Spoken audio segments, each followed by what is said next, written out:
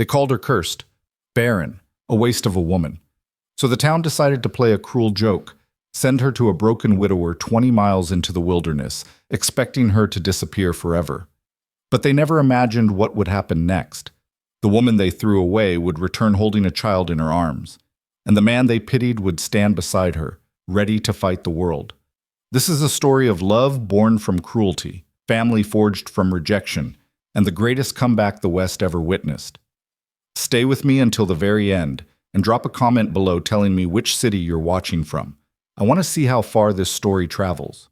The summer of 1887 pressed down on Dusty Hollow like a heavy hand, thick with heat and the kind of silence that came before storms.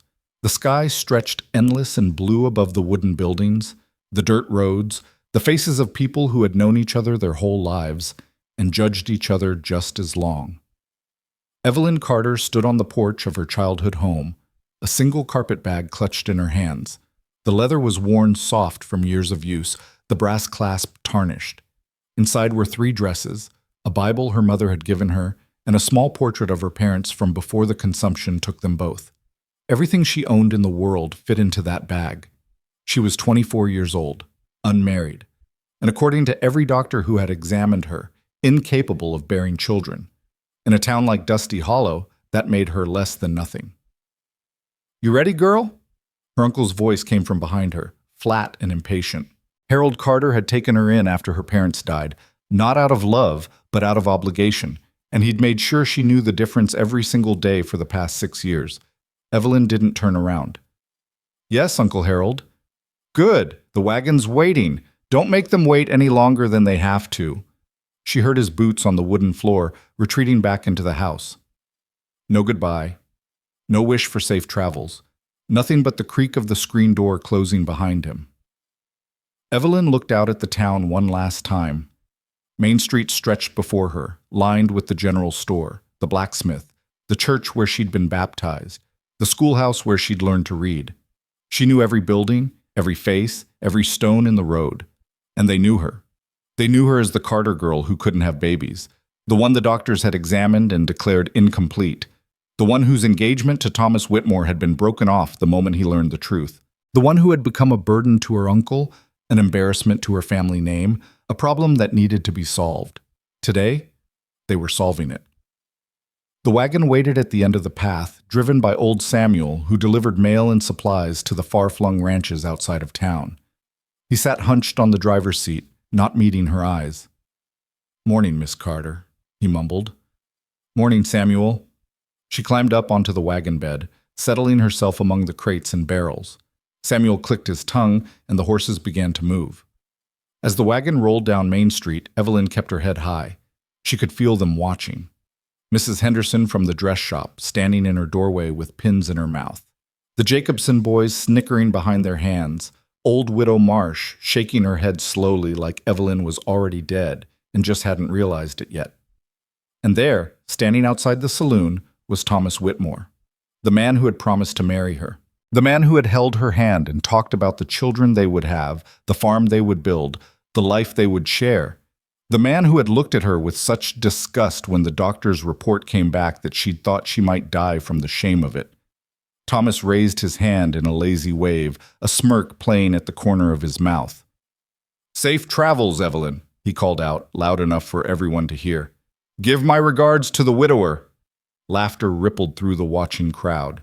Evelyn didn't respond. She kept her eyes forward, her hands folded in her lap, her spine straight as a fence post. She would not give them the satisfaction of seeing her cry. The wagon rolled past the church, past the cemetery where her parents lay buried, past the wooden sign that read Dusty Hollow, population 347. The number would be 346 now, she supposed. One less mouth to feed, one less problem to solve. Samuel drove in silence for the first mile, but eventually he cleared his throat. "I'm sorry about all this, Miss Carter. Truly I am." "It's not your fault, Samuel." "No, but—" He trailed off, spat tobacco juice over the side of the wagon. "It ain't right what they're doing, shipping you off like you're cattle." "They're doing what they think is best." "Best for who?" Samuel shook his head. "You're a good woman, Miss Carter. Hard worker, kind heart. You don't deserve this. Evelyn watched the landscape roll by, the green fields turning to brown scrubland, the trees growing sparse, the mountains rising purple in the distance. Maybe not, but deserving has never had much to do with what people get in this life. Samuel fell silent after that. The story of how Evelyn Carter came to be sent away began months before, in the parlor of Dr. Harrison's office. She had gone for a routine examination, nothing serious, some fatigue, some irregularity in her monthly cycles. Dr. Harrison was an old family friend. He'd delivered Evelyn herself 24 years ago. She trusted him. That trust shattered when he sat her down, his face grave, and explained what his examination had revealed. "I'm sorry, Evelyn. There's no easy way to say this." He removed his spectacles, polishing them slowly. "You have a condition, a malformation of the womb. It's very unlikely that you'll ever be able to carry a child." The words hadn't made sense at first. She'd heard them, but they'd bounced off her mind like stones off water. "What do you mean?" "I mean that bearing children is almost certainly impossible for you. I've seen this condition before, in other women. Some live full, happy lives regardless. But for a young woman hoping to marry and start a family," he shook his head. "I'm deeply sorry." Evelyn had walked home in a daze. She'd sat in her room for hours staring at the wall, trying to understand what this meant for her future. She was engaged to Thomas Whitmore. The wedding was set for spring. They had talked about having 4 children, maybe 5. Thomas wanted sons to help work his father's land. Evelyn had imagined herself surrounded by little ones, their laughter filling a warm home. That dream had evaporated like morning mist. The decision to tell Thomas was the hardest one she'd ever made. She knew the risk. She knew what it might cost her. But she couldn't marry him under false pretenses. She couldn't let him find out later, after it was too late. So she told him. She remembered every detail of that conversation, the way his face had changed, shifting from confusion to understanding to something cold and hard. The way he'd pulled his hand away from hers. The way he'd stood up, walked to the window, and stared out at nothing for a long, terrible moment. "You can't have children," he'd said finally. "Not a question. The doctor says it's very unlikely, almost impossible." "Almost?" Thomas had laughed, but there was no humor in it. "Almost impossible.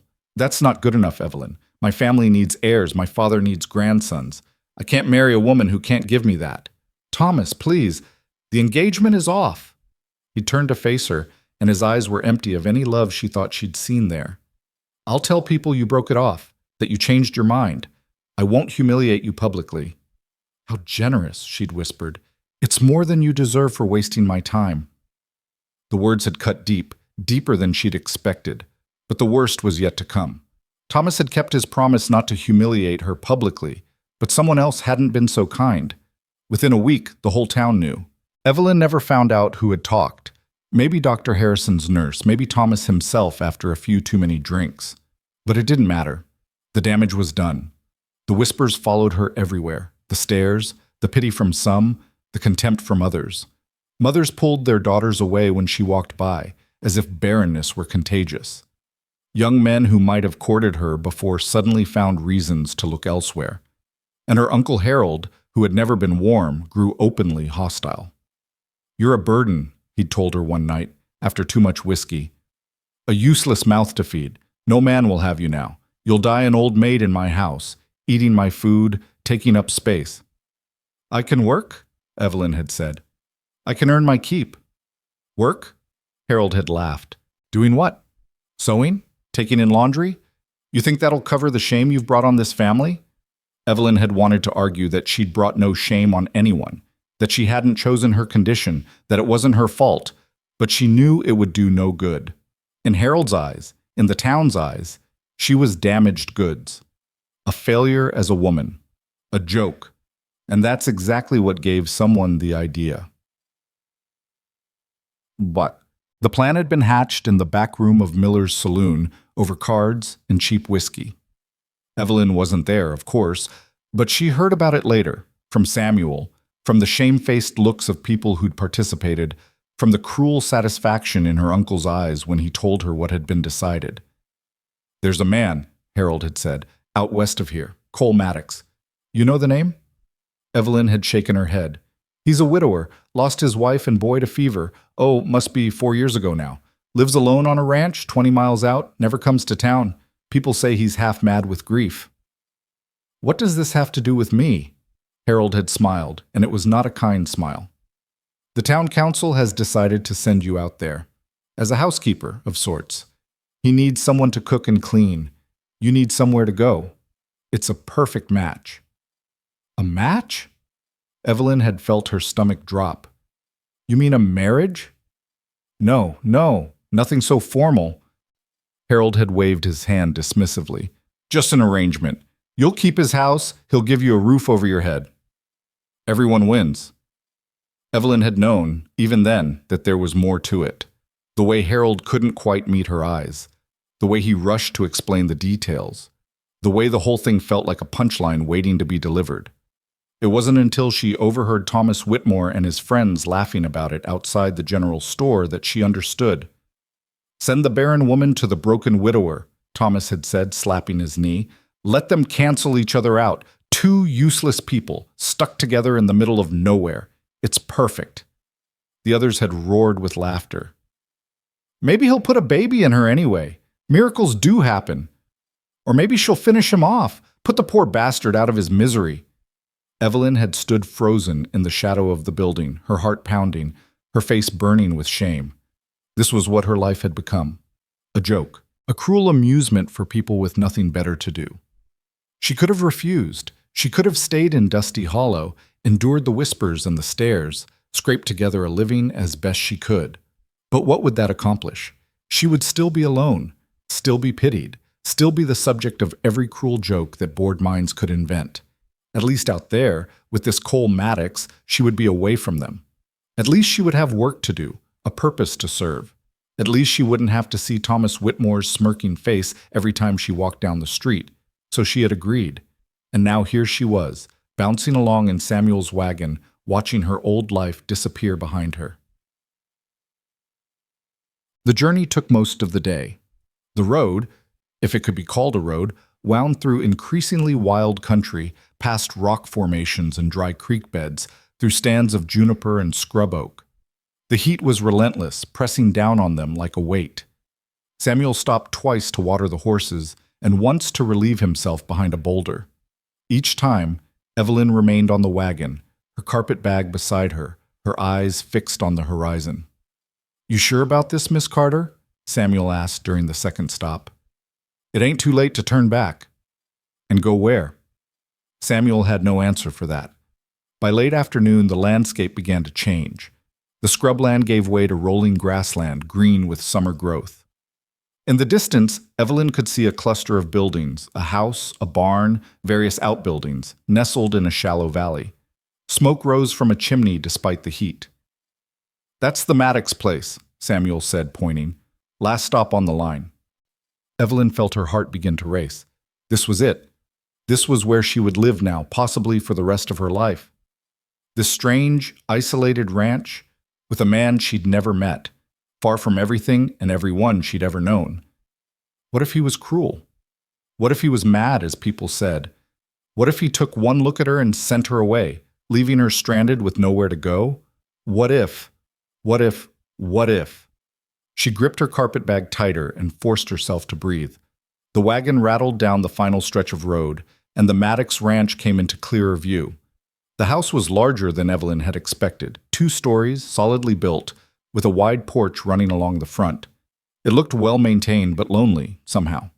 No curtains in the windows, no flowers in the yard, no signs of life except for that thin trail of smoke. As the wagon approached, a figure emerged from the barn. Evelyn's first impression of Cole Maddox was of size. He was tall, well over 6 feet, with broad shoulders and arms roped with muscle. He wore a faded work shirt, dusty trousers, boots that had seen better days. His hair was dark, shot through with early gray at the temples, and his face was half hidden by a thick beard. He watched the wagon approach without moving, his expression unreadable. Samuel pulled the horses to a stop in front of the house. "Afternoon, Mr. Maddox." "Samuel," Cole's voice was deep, rough from disuse. He looked at Evelyn, his eyes narrowing slightly. "This the woman they wrote about?" Yes, sir. Miss Evelyn Carter from Dusty Hollow. Cole studied her for a long moment. Evelyn met his gaze, refusing to look away, refusing to be the first to break. She looks half drowned, Cole said finally. Evelyn glanced down at herself. The journey had not been kind. Her dress was rumpled, her hair escaping from its pins, dust clinging to every inch of her. She supposed she did look rather bedraggled. It's been a long trip, she said, surprised by the steadiness in her own voice. The road wasn't easy.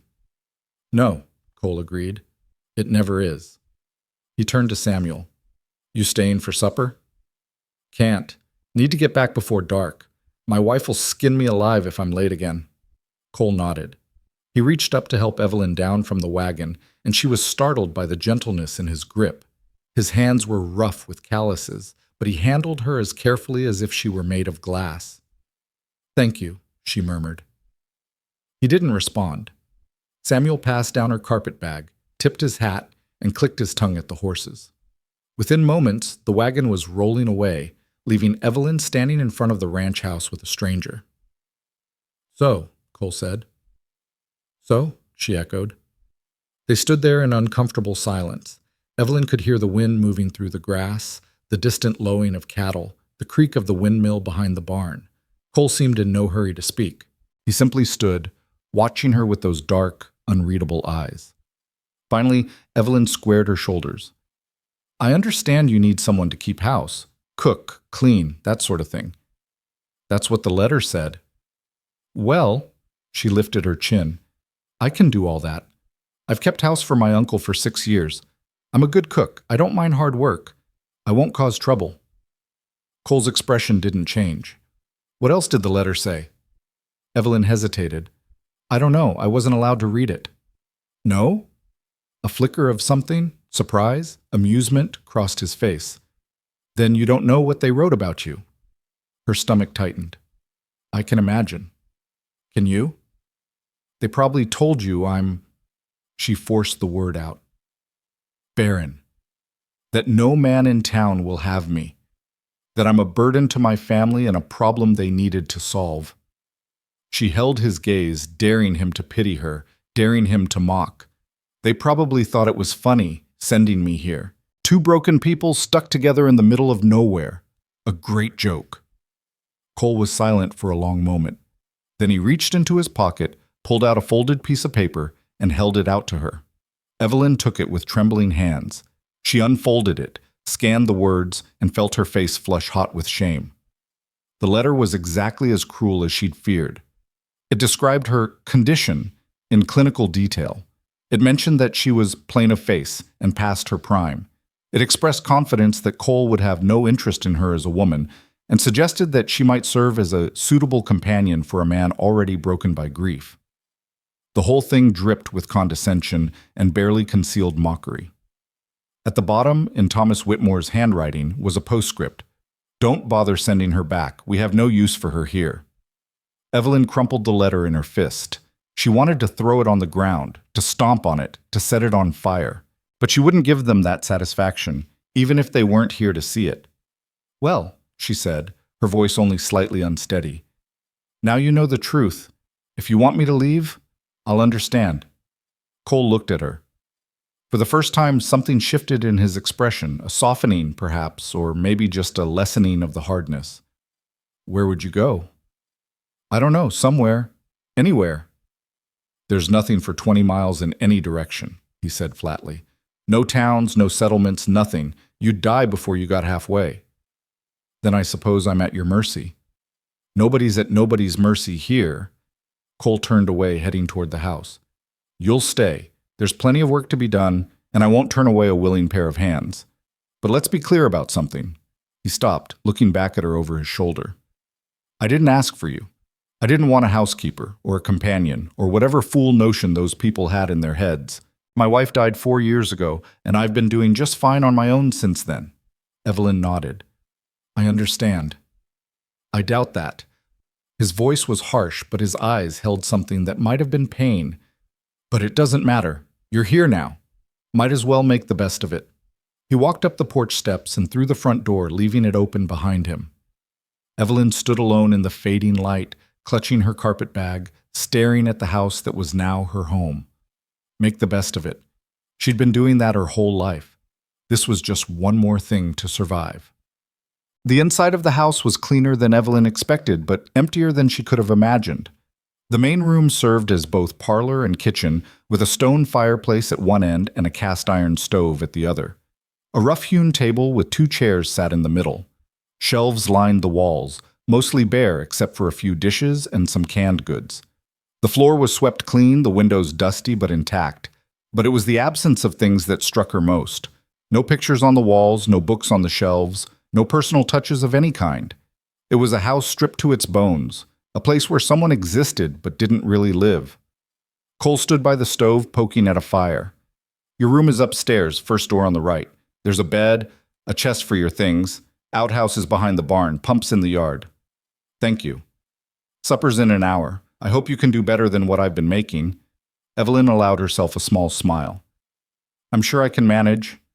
She climbed the narrow staircase to the second floor. The hallway was dark, lit only by a small window at the far end. 3 doors opened off it, all closed. She opened the first door on the right and found a small spare bedroom. A narrow bed with a faded quilt, a wooden chest at the foot, a window overlooking the yard. That was all. It was more than she'd had at her uncle's house, where she'd slept in a converted storage room barely big enough to turn around in. Evelyn set her carpet bag on the bed and allowed herself one moment of weakness. She pressed her hands to her face, closed her eyes, and breathed. She was here. She was alive. She had a roof over her head and work to do. Whatever else happened, she would survive this. She had survived everything else life had thrown at her. She would survive this too. She opened her eyes, straightened her spine, and began to unpack. Supper that night was simple. Beans and cornbread, the best Evelyn could manage with what she found in the pantry, but Cole ate it without complaint. They sat across from each other at the rough table, not speaking, the silence broken only by the scrape of forks and the crackling of the fire. Evelyn studied him covertly as they ate. In the lamplight, she could see his face more clearly. He was not handsome, his features were too rough, too weathered, but there was a strength in his jaw, a steadiness in his eyes. He looked like a man who had been through hell and come out the other side, not unscathed, but still standing. The pantry's low, she said finally. I'll need supplies if I'm to cook properly. Cole nodded. I go to town once a month. Next trip's in 2 weeks.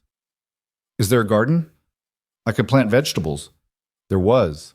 His voice went flat. My wife kept it. After she... He stopped, swallowed hard. I let it go. I'm sorry. Cole looked at her sharply, as if expecting mockery. When he found only genuine sympathy, something in his expression shifted. It's been 4 years, he said quietly. You'd think it would get easier. Does it? No. He stood abruptly, carrying his plate to the basin by the pump. I'm going to check on the stock. Don't wait up. He was out the door before Evelyn could respond. She sat alone at the table for a long time, listening to the silence of the house, thinking about the man who lived within it. They had both been broken by life, she realized. Different breaks, different pains, but the same result. 2 people cast adrift, left to survive as best they could. Maybe that was why they'd been matched. Not as a joke, not as a punishment, but as some kind of cosmic symmetry. Or maybe she was just trying to find meaning where there was none. Either way, she was here now. And tomorrow, she would begin the work of making this house into something more than a shrine to grief. Gimdi? The first weeks were the hardest. Cole and Evelyn circled each other like wary animals, each unsure what to expect from the other. He kept to his work, cattle, fences, a dozen tasks that kept him outdoors from dawn to dusk, while she threw herself into the house. There was more than enough to keep her busy. The pantry needed organizing. The floors needed scrubbing. The windows were so thick with grime that she could barely see through them.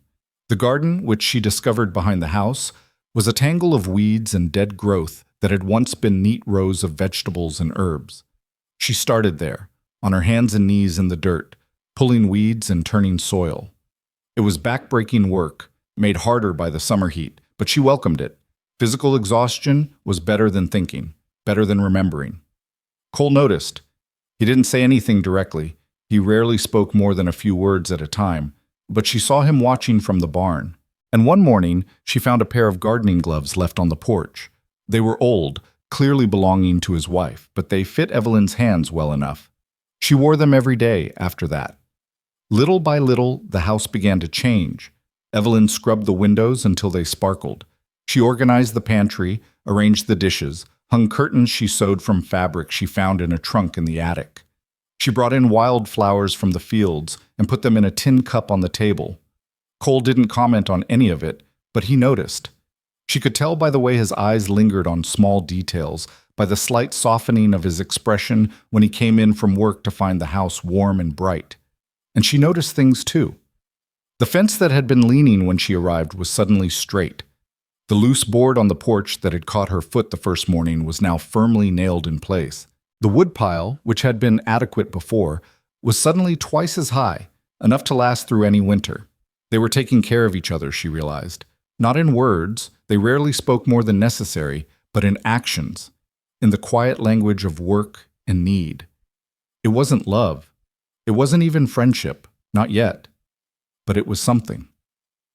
One evening, about 3 weeks after her arrival, Cole came inside to find Evelyn sitting at the table with an old photograph in her hands. She looked up, startled, and he saw that her eyes were red. "I'm sorry," she said quickly, setting the photograph down. "I found it in the pantry behind some jars. I wasn't trying to pry." "It's all right." Cole's voice was rough. He crossed the room, picked up the photograph, and studied it for a long moment. Evelyn watched him, her heart aching. The photograph showed a young woman with dark hair and a gentle smile, holding a baby boy in her arms. Both were laughing at something outside the frame. "Her name was Sarah," Cole said finally. "The boy was Daniel. He was 2 years old when the fever took them." "I'm so sorry." "Everyone is." He set the photograph down carefully, face down on the table. "Sorry doesn't bring them back." "No, it doesn't."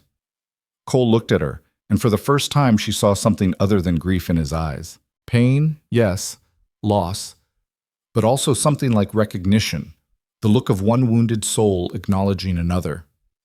"They told me about you, as he said, in the letter. What happened? Why they sent you." Evelyn felt her face flush. They told me a lot of things." Cole cut her off. "Most of it cruel. Some of it probably true. But what they didn't tell me was what kind of woman you are." "And what kind is that?" "The kind who gets knocked down and gets back up. The kind who keeps going when anyone else would have quit." He paused. "The kind who deserves better than what life has given her." Evelyn's eyes stung with sudden tears. It was the kindest thing anyone had said to her in years. "You don't know me," she whispered. "You don't know what I am."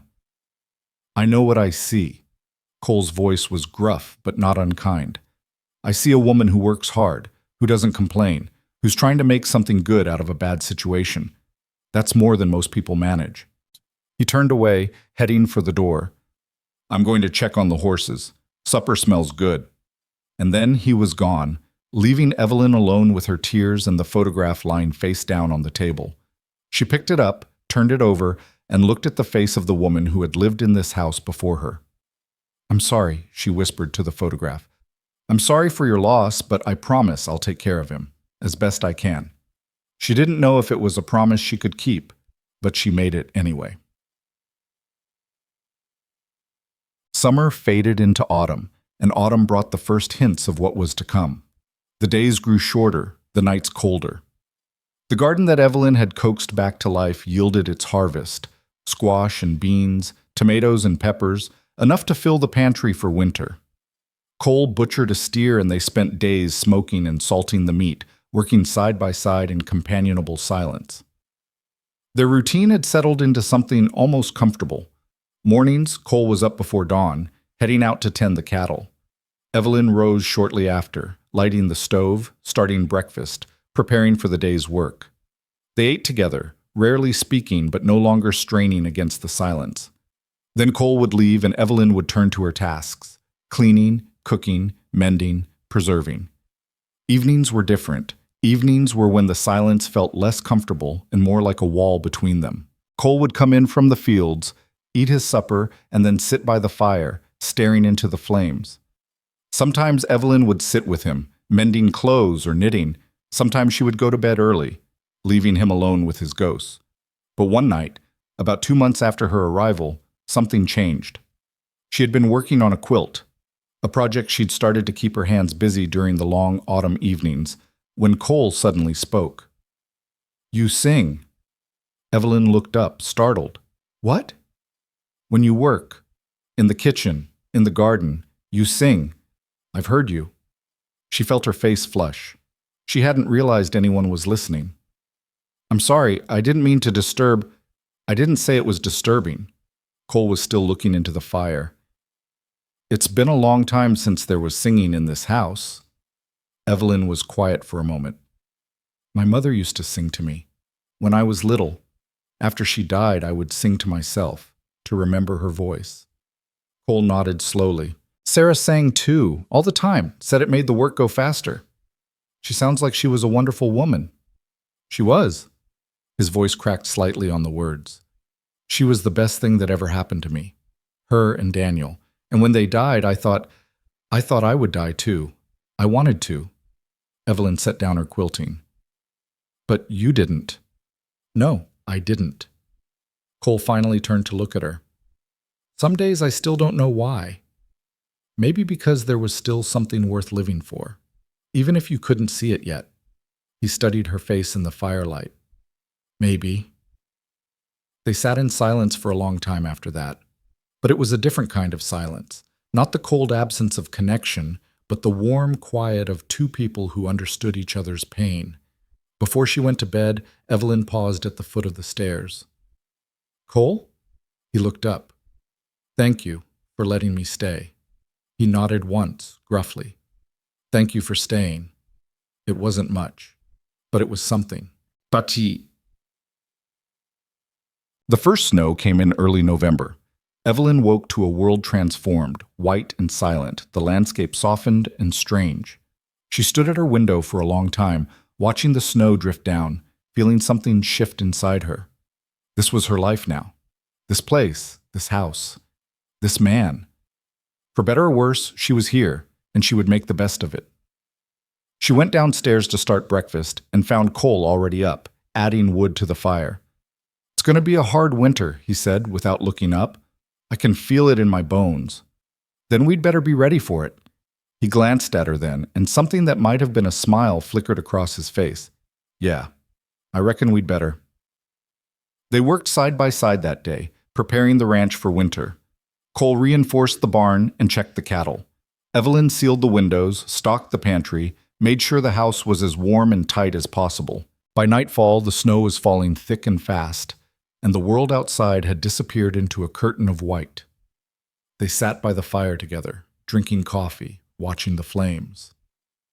"This arrangement," Cole said suddenly, "what they set up back in Dusty Hollow, it was supposed to be temporary, wasn't it? Just until they figured out something else to do with you?" Evelyn's heart stuttered. I don't know. They never said. They'll forget about you, you know, out of sight, out of mind. That's how people are." "I know."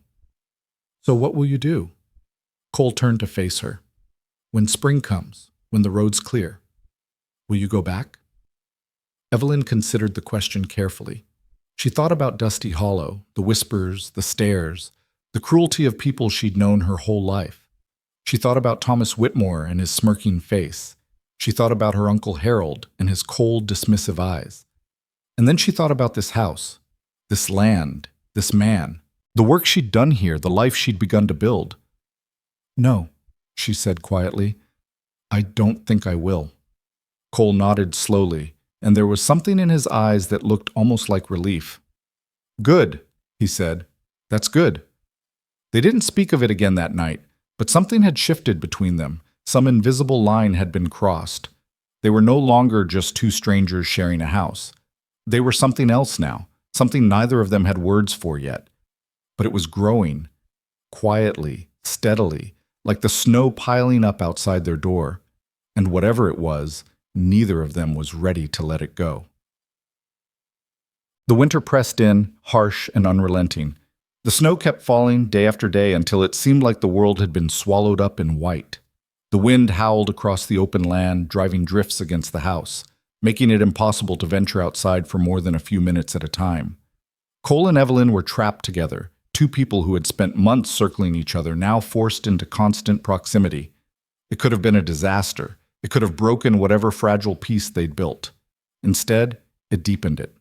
They talked, really talked, for the first time. Cole told her about his childhood in Texas, about coming west to make his fortune, about meeting Sarah at a church social and knowing, from the first moment he saw her, that she was the one. He told her about Daniel, about the joy of holding his newborn son for the first time, about the dreams they'd had for his future. And he told her about the fever, the 3 terrible weeks when both Sarah and Daniel had burned with sickness, the helplessness of watching them slip away.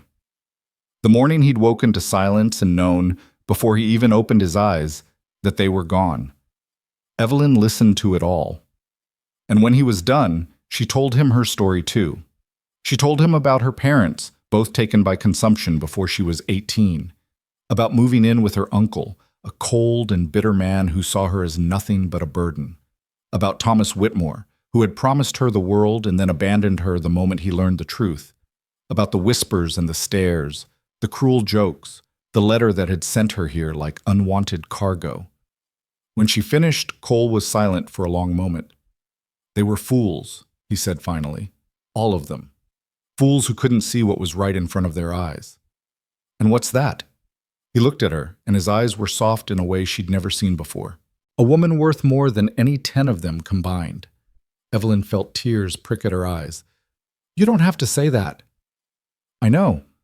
I said it because it's true. They sat there, the fire crackling between them, the storm raging outside, and something wordless passed between them. Not love. Not yet. But the possibility of it, waiting in the silence like a seed in winter soil. Oh. The blizzard struck on the coldest night of the year. It came without warning, a wall of white sweeping down from the mountains, bringing temperatures so low that the pump froze solid, and the cattle huddled together for warmth in the barn. Cole and Evelyn had been preparing for bed when they heard it, a pounding at the door, desperate and frantic. Cole grabbed his rifle.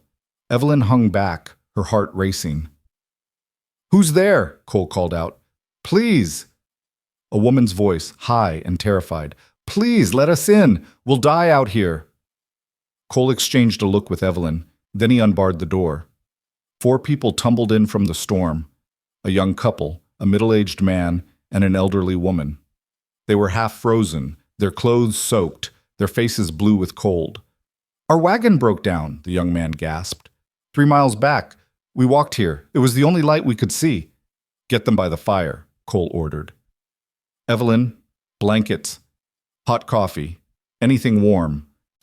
What followed was a night of controlled chaos. Evelyn worked without stopping, heating water, preparing food, finding dry clothes for the strangers. Cole tended to the animals, made sure the house was secure, kept the fire blazing high.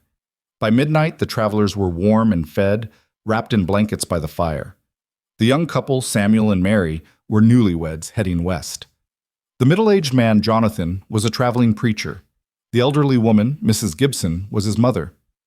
You saved our lives, Mary said, her voice trembling. We would have died out there. You would have done the same, Evelyn said. Would we? Mrs. Gibson's voice was soft but knowing. Not everyone would have opened their door on a night like this. Not everyone would have risked themselves for strangers. Cole said nothing, but his eyes met Evelyn's across the room, and there was a warmth in them that had nothing to do with the fire. And then the 5th traveler arrived. The knock came just before dawn, when everyone else was finally asleep. Cole answered it with his rifle ready. A man stood on the porch, tall and lean, his face hidden by a scarf, his eyes cold and calculating. I need shelter, he said. Something about him made Cole's instinct scream warning, but the storm was still raging, and even a dangerous man was still a man who would freeze to death without shelter. Come in, Cole said, but keep your hands where I can see them. The stranger's name was Jack Harlan, and it didn't take long for Cole to realize what he was. The way he moved, the way his eyes scanned the room, the bulge under his coat that could only be a weapon, an outlaw, maybe a killer. And now he was in their house. Evelyn saw it too. She moved closer to Cole, her hand finding his arm in a gesture that could have been fear or support or both. Harlan noticed. "Your wife?" he asked, nodding at Evelyn. Cole hesitated for just a fraction of a second. Then he said, "Yes, this is my wife." The lie came out smoothly, naturally, as if it were the most obvious truth in the world. Evelyn felt her heart stop. Then she placed her hand on Cole's arm more firmly and said, "I'll make coffee for everyone." She moved to the stove, her hands shaking, her mind racing. Cole had called her his wife. In front of a dangerous man to protect her, to protect them both, he had claimed her as his own. It was a lie. Of course it was a lie. But as she stood there, stirring coffee she couldn't taste, she realized that she wished it wasn't. The night passed in tense silence.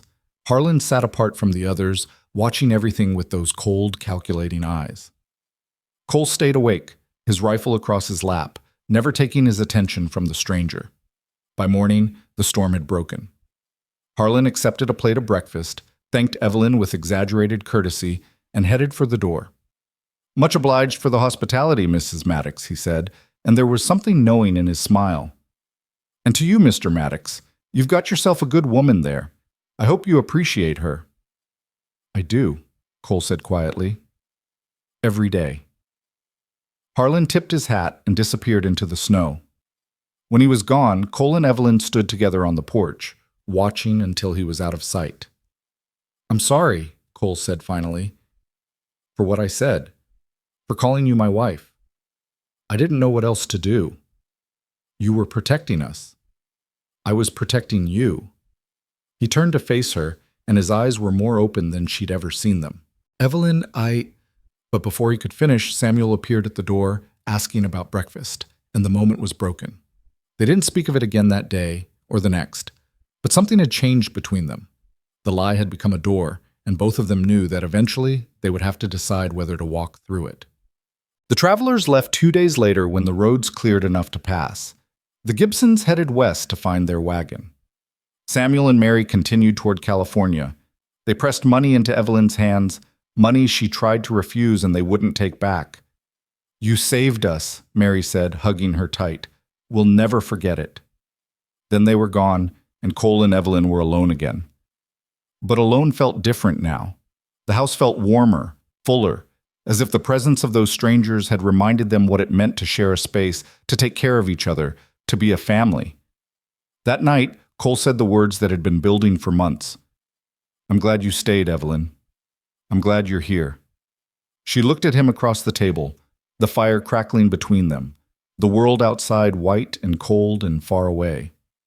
"So am I," she said. "So am I." And for the first time since she'd arrived at this lonely ranch in the middle of nowhere, Evelyn Carter felt something she'd almost forgotten how to feel: hope. The winter that followed the blizzard was the longest Evelyn could remember, but it was also the first winter in years that she didn't spend wishing for it to end. Something had shifted in the house after that terrible night when the strangers had come seeking shelter. Something had shifted between her and Cole.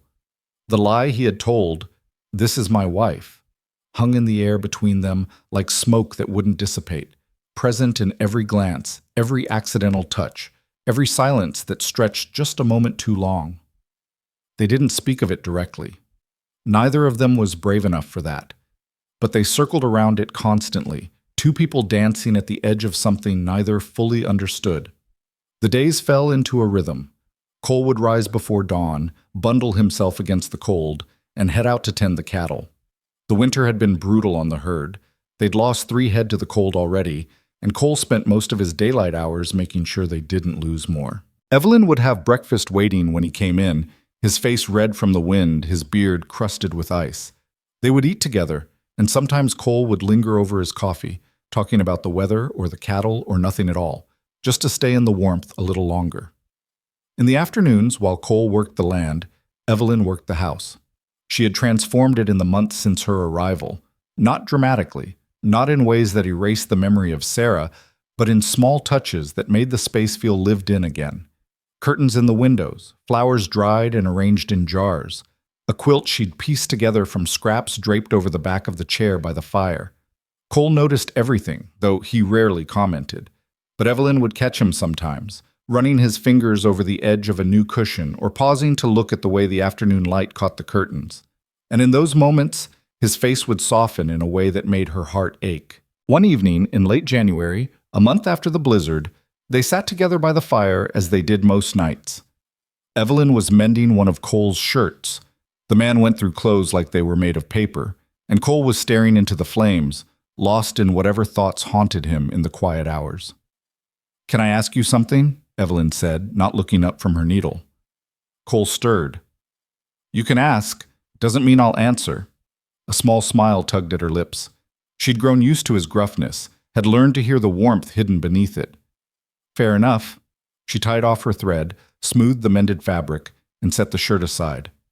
"That night, when the strangers came, when that man, Harlan, asked if I was your wife." She paused, gathering her courage. "You didn't hesitate. You said yes like it was the most natural thing in the world." Cole was quiet for a long moment. The fire crackled. Outside, the wind moaned against the walls. "I said what needed to be said," he replied finally. "Man like that, looking at a woman alone, unprotected. I've seen what happens. I wasn't going to let that happen to you." "I know. And I'm grateful." Evelyn folded her hands in her lap. "But that's not what I'm asking." Cole turned to look at her then, and his eyes were dark and unreadable. "Then what are you asking?" "I'm asking—" She stopped, suddenly unsure. What was she asking? Why it had felt so natural? Why some part of her had wanted it to be true? Why she lay awake at night thinking about it, turning the moment over in her mind like a stone worn smooth by water? "Never mind," she said quietly. "It doesn't matter." Cole stood abruptly, crossing to the window. He stood there with his back to her, looking out at the snow-covered darkness. "It matters," he said, his voice rough. "It matters more than you know." Evelyn's heart began to pound. "What do you mean?"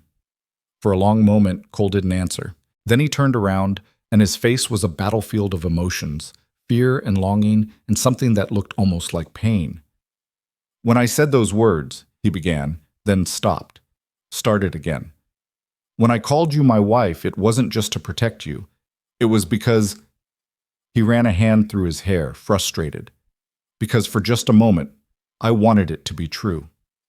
The words hung in the air between them, heavy as snowfall.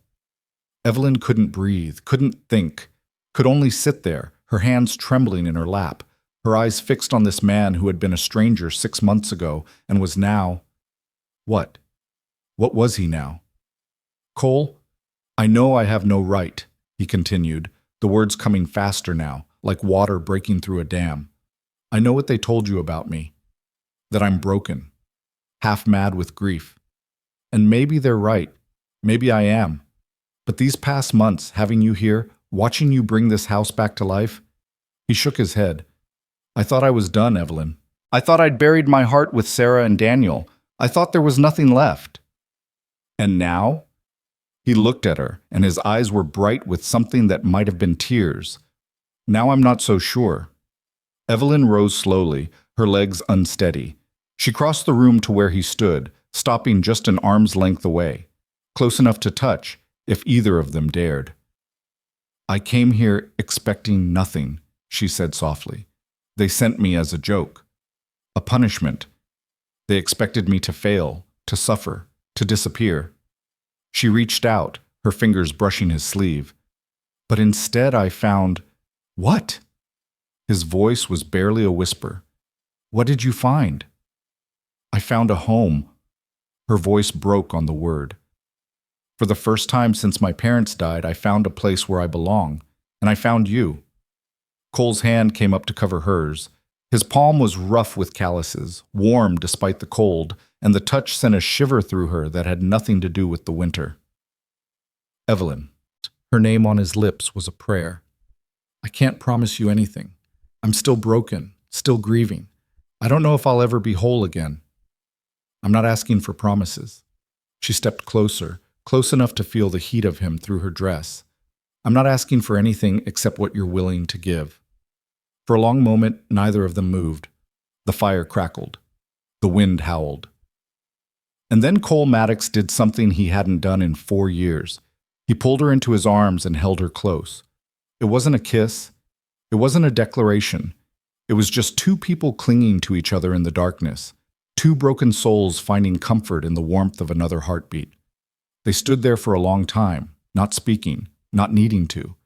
And when they finally pulled apart, something had changed between them. The wall that had kept them separate had crumbled, and in its place was something new and fragile and terrifying in its possibility. "We should get some sleep," Cole said finally, his voice rough. Evelyn nodded. "Yes, we should." But neither of them moved. And when they finally did go to their separate rooms, her to the small bedroom upstairs, him to the larger one that had once been his and Sarah's, they both lay awake for hours, listening to the wind and thinking of each other. The next morning, everything was different, and nothing had changed. They ate breakfast together as they always did, made small talk about the weather and the cattle, went about their daily tasks. But there was an awareness between them now, a current that hummed beneath every word and gesture. Cole found excuses to come inside more often, to warm his hands, to fetch a tool he'd forgotten, to ask Evelyn's opinion on some trivial matter. And Evelyn found herself watching for him, listening for his footsteps on the porch, feeling her heart lift whenever he appeared in the doorway. It was terrifying. It was wonderful. It was unlike anything she had ever experienced. One afternoon, about a week after their conversation by the fire, Cole came in from the barn to find Evelyn crying. She was sitting at the kitchen table, a letter in her hands, tears streaming down her face. She looked up when he entered, and the devastation in her eyes hit him like a physical blow. "What happened?" He crossed the room in 3 strides, dropping to his knees beside her chair. "Evelyn, what's wrong?" She couldn't speak. She just handed him the letter. Cole took it, scanned the contents quickly. It was from her Uncle Harold, forwarded through the general store in town. The words were brief and brutal.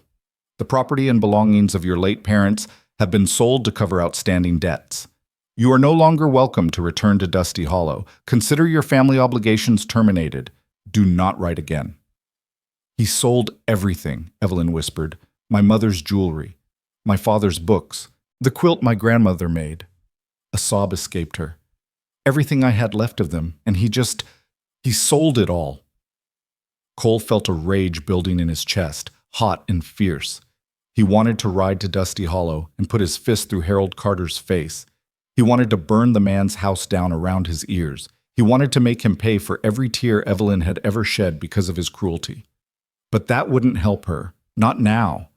Instead, he set the letter aside and took her hands in his. "Look at me," he said quietly. She raised her tear-stained face to his. "Those things, the jewelry, the books, all of it, they're just objects. They're not your parents. Your parents are here." He touched a finger to her temple. "And here." He moved his hand to rest over her heart. "No one can take that away from you. No one." "But it's all I had." "No." His voice was firm. "It's not all you have. You have this house. You have the life you're building here. You have—" He paused, swallowed hard. "You have me, for whatever that's worth." Evelyn stared at him, her tears slowing. "Cole, I know I'm not much," he continued. "I know this isn't the life you deserved.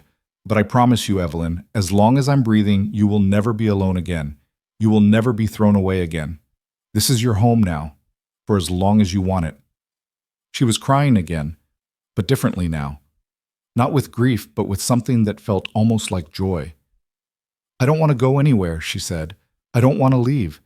This place, this house, it's more than I ever hoped for, more than I ever dreamed." Cole reached up and brushed a tear from her cheek. His hand lingered there, warm against her skin. "Then stay," he said simply. "Stay forever."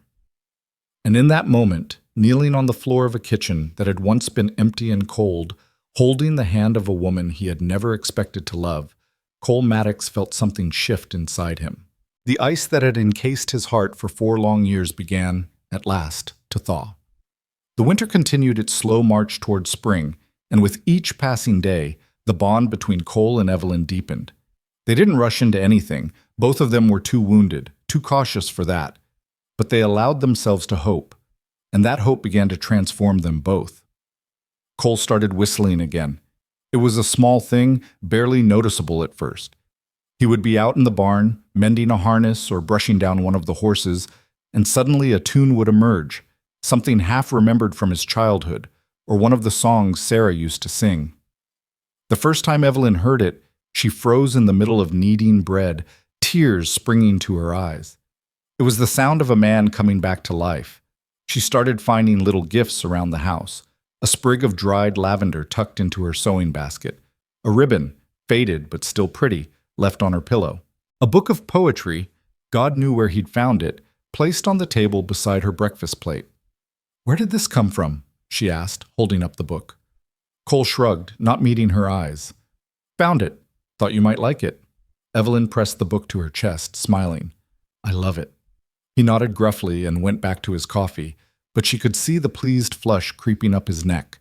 They started taking walks together in the evenings when the work was done and the light was soft and golden. The snow was beginning to melt, revealing patches of brown earth and the first tentative shoots of new growth. They would walk the perimeter of the ranch, checking fences and looking for signs of spring, talking about everything and nothing. Cole told her about his dreams, how he'd once wanted to breed horses, build something bigger than a cattle ranch. He told her about the neighbors he'd had before the fever drove everyone away, about the community that had once existed here on the edge of civilization. And Evelyn told him about her dreams too, the home she'd imagined having, the family she'd wanted, the garden she'd planned in her mind, the children she'd hoped to raise. She told him about the shame of being labeled barren, the cruelty of being treated like damaged goods. "They were wrong about you," Cole said one evening as they stood on a ridge overlooking the ranch. The sun was setting, painting the sky in shades of orange and pink. All of them. They were wrong. Maybe, Evelyn wrapped her arms around herself against the evening chill. Or maybe they were right. I can't give you children, Cole. If this becomes something more... She trailed off, unable to finish. Cole turned to face her. "When I married Sarah, I thought children were the most important thing in the world. I thought my legacy, my future, depended on having sons to carry on after me." He paused, his jaw tightening. "Then I had a son, and I lost him. And I learned that children aren't a legacy. They're a gift that not everyone receives." "But don't you want—" "What I want," Cole interrupted gently, "is to stop being alone. What I want is someone to share this life with, someone to grow old with, someone who makes me want to get up in the morning instead of just going through the motions." He reached out and took her hand. "You do that, Evelyn. You make me want to live again. And if that's all we ever have, it's more than enough." Evelyn felt tears threatening again. It seemed she cried more these days than she had in years, but they were different tears now, cleaner, healing. "I don't deserve you," she whispered. "You deserve better," Cole replied. "But I'm what you've got, so we'll just have to make do." A laugh escaped her, sudden and surprising. "Make do. Is that your idea of romance?" "I never claimed to be a poet." "No," she agreed, squeezing his hand. "No, you didn't." They stood there together, watching the sun sink below the horizon, their hands intertwined, their hearts cautiously, tentatively, beginning to beat as one. March arrived with a fury of rain and wind, turning the melting snow into rivers of mud that made travel nearly impossible. Cole and Evelyn found themselves trapped inside more often than not, and the enforced closeness accelerated whatever was growing between them.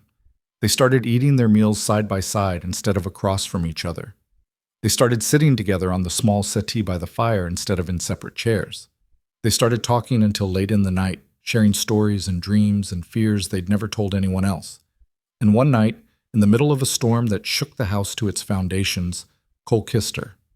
It happened without warning. They had been talking about something inconsequential, the garden Evelyn wanted to plant, the seeds she hoped to order from the catalog, when a crack of thunder made her jump. She grabbed his arm instinctively, and when she looked up at him, his face was so close to hers that she could see the flecks of gold in his dark eyes. "Evelyn," he breathed, and then his lips were on hers. The kiss was gentle at first, tentative. Two people who had been hurt too many times to trust in anything easily. But as Evelyn leaned into him, as her hands came up to rest on his chest, it deepened into something more, something real. When they finally pulled apart, both of them were trembling. "I'm sorry," Cole said hoarsely. "I should have asked." "Don't apologize." Evelyn's voice was barely a whisper. "Please don't apologize. I don't want to rush you. I don't want you to feel—" She stopped him with another kiss, shorter this time, but no less meaningful. "I've been waiting my whole life for someone to look at me the way you do," she said when they separated.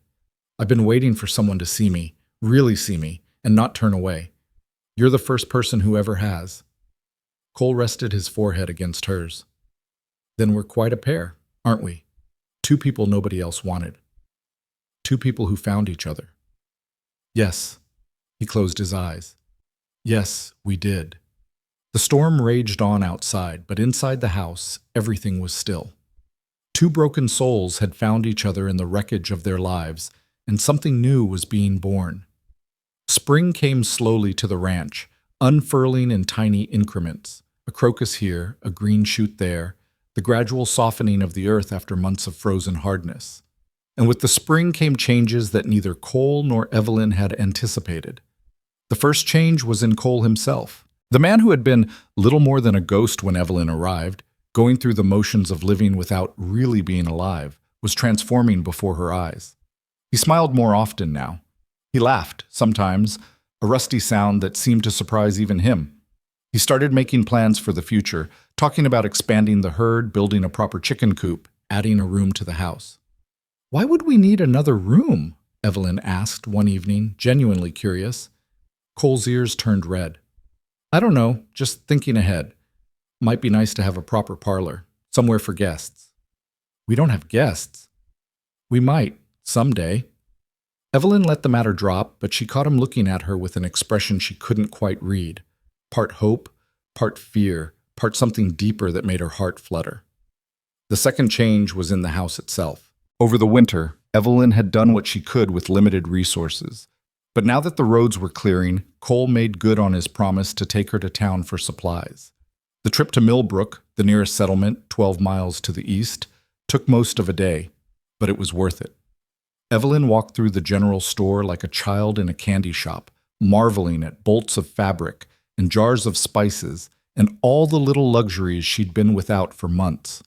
Cole followed behind her, a bemused expression on his face, carrying her selections without complaint.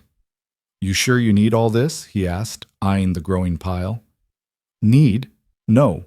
Want? Yes." She held up a length of blue calico. "This would make lovely curtains for the front room. And this, she added a packet of seeds to the pile, is for the garden. Tomatoes, beans, squash, everything we'll need to be self-sufficient by fall." "We're already self-sufficient." "More self-sufficient, then." Cole shook his head, but he was smiling. "Whatever makes you happy." Evelyn paused, the fabric still in her hands. "You do," she said quietly. "You make me happy." The words hung in the air between them, simple and true. Cole's smile faded into something more serious. "Then we'd better get married," he said, "because I intend to keep making you happy for a very long time." Evelyn stared at him. "What?" "Marry me." His voice was gruff but steady. "I know this isn't the proper way to do it. No ring, no fancy speech, standing in the middle of the general store with half the town probably listening in." He glanced around. Sure enough, several other customers were watching with undisguised curiosity. "But I've never been much for proper, and I don't want to waste another day pretending we're something we're not." "Cole, I love you, Evelyn. I didn't think I'd ever say those words again, but there it is. I love you, and I want you to be my wife. For real, this time. Not just a lie we told to survive." Evelyn felt the tears coming again, those clean, healing tears that had become so familiar lately.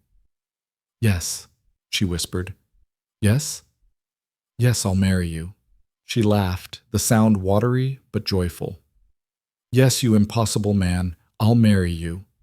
Cole whooped, actually whooped, a sound Evelyn wouldn't have believed he was capable of making, and swept her into his arms, spinning her around right there in the middle of the general store. The other customers burst into applause, and somewhere in the back, someone called out for a round of drinks at the saloon to celebrate. I don't have a ring, Cole said when he finally set her down. I'll get you one. I'll ride to the city if I have to. I don't need a ring. Evelyn touched his face, marveling at how different it looked now than it had 6 months ago. Softer. Younger. Alive. I just need you. They were married 2 weeks later, in a small ceremony conducted by the traveling preacher who had sheltered in their home during the blizzard. Jonathan Gibson had agreed to return for the occasion, bringing his mother as a witness. It seems fitting, he said as he opened his Bible in front of their fireplace. You showed us kindness when we needed it most. It's an honor to return the favor. The ceremony was simple.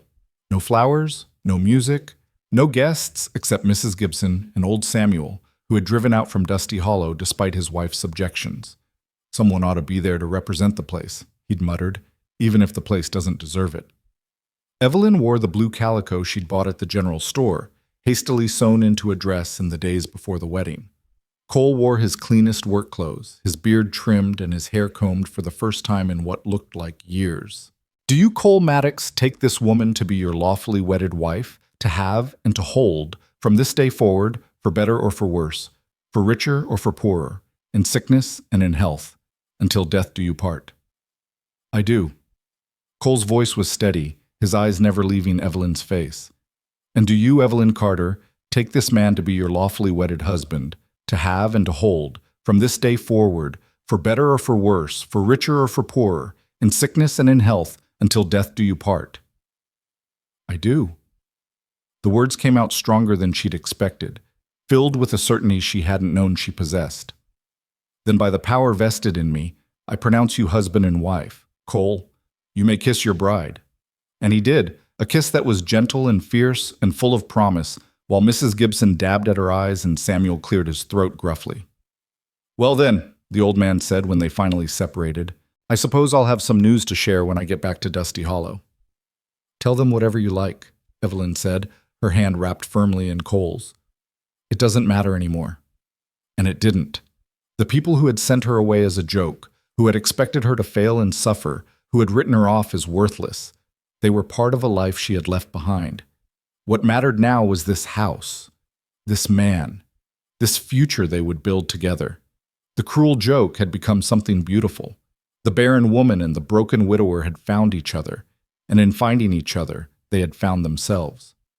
As Samuel's wagon disappeared down the road, and the preacher and his mother settled in for a night's rest before their own journey, Cole and Evelyn stood together on the porch of their home, watching the sun set over their land.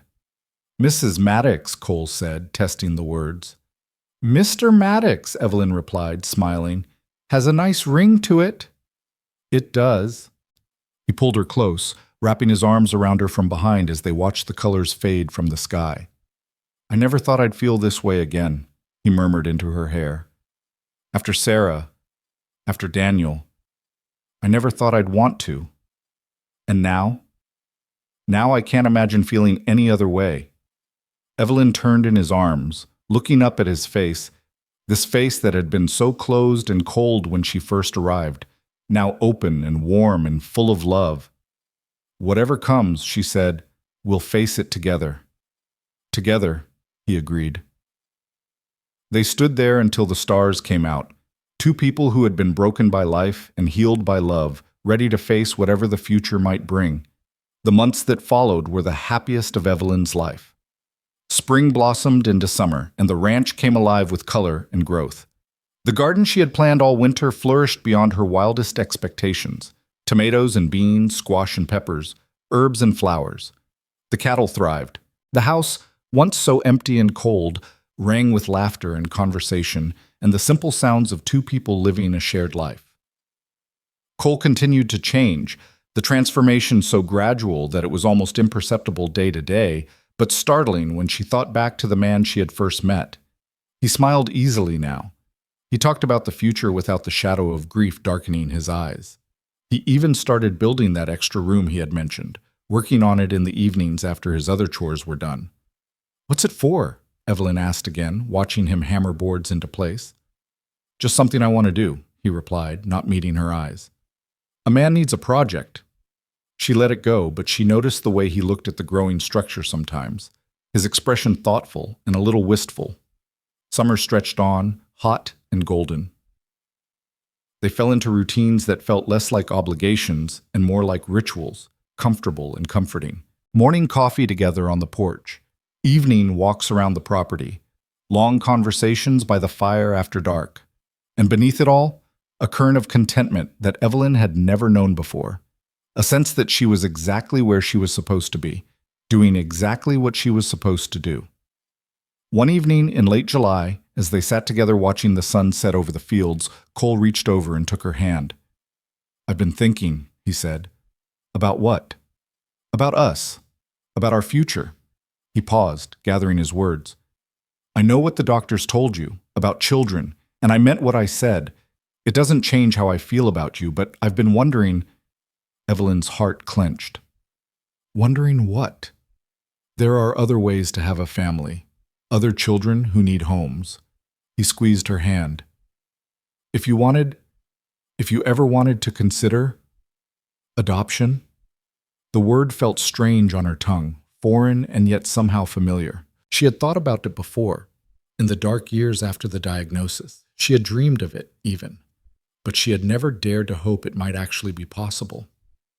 "There are orphanages in the cities," Cole continued. "Children whose parents died of fever or accident or just couldn't care for them anymore. Children who need love, just like—" He stopped, swallowed hard. "Just like we do."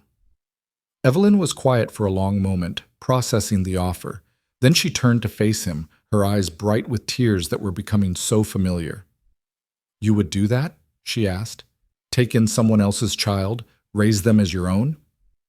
"Our own," Cole corrected gently. "They would be our own. Blood doesn't make a family, Evelyn. Love does." He touched her face. "And we have plenty of that."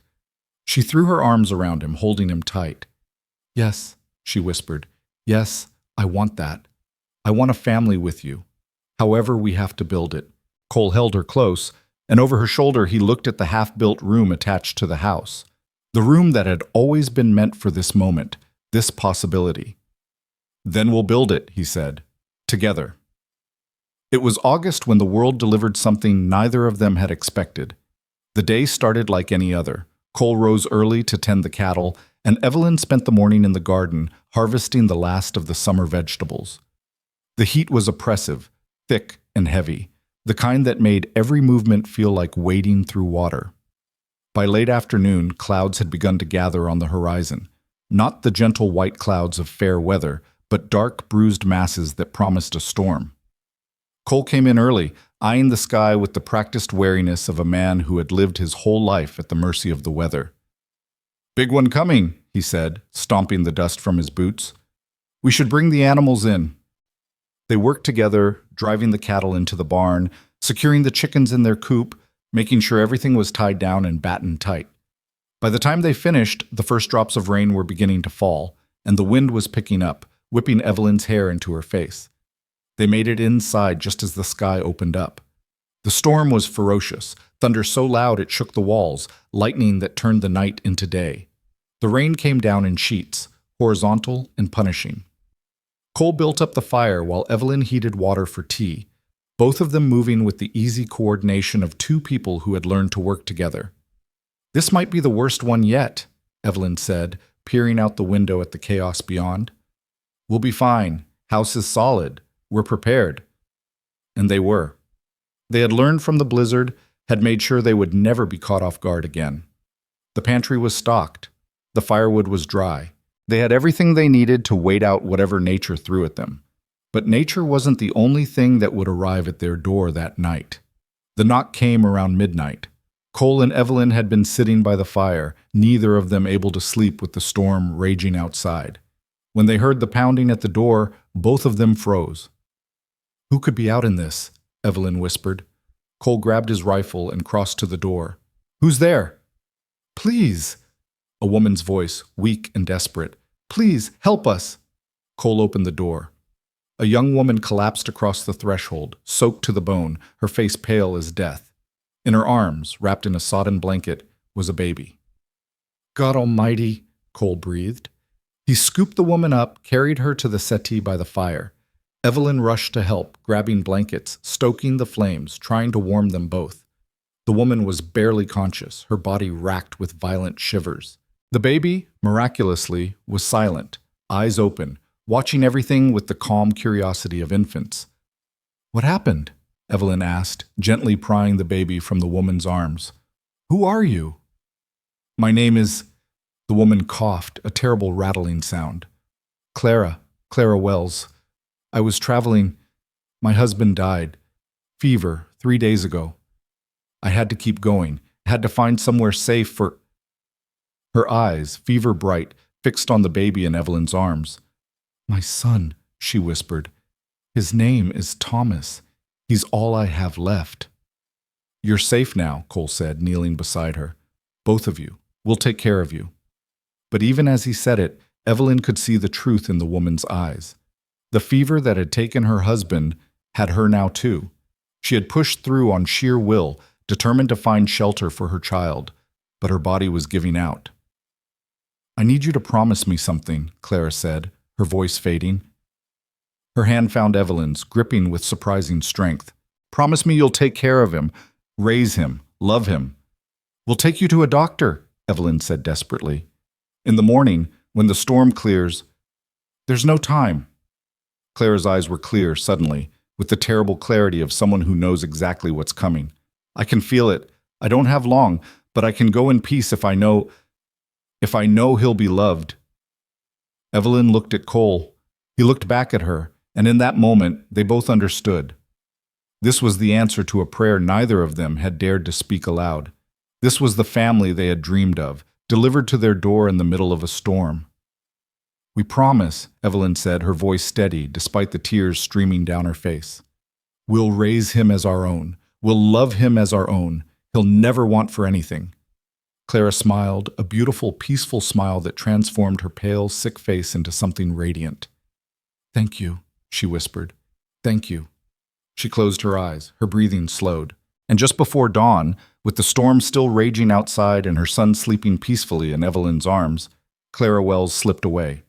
They buried her in the morning, in a spot overlooking the valley, next to the graves of Sarah and Daniel Maddox. The storm had passed, leaving the world washed clean and sparkling in the early light. Cole dug the grave while Evelyn held the baby, both of them silent with the weight of what had happened. She must have traveled miles in that storm, Cole said, driving the shovel into the earth, dying on her feet, all to make sure her son was safe. A mother's love, Evelyn murmured, looking down at the tiny face in her arms. The most powerful force in the world. When the grave was filled and the simple wooden cross planted, they stood together in silence. Thomas, Evelyn said softly. That's what she called him. Thomas. Cole nodded. It's a good name. Strong. Thomas Maddox. The words felt right in her mouth. Natural. Our son, Cole agreed. They walked back to the house together, the three of them, a family formed in the most unlikely of circumstances.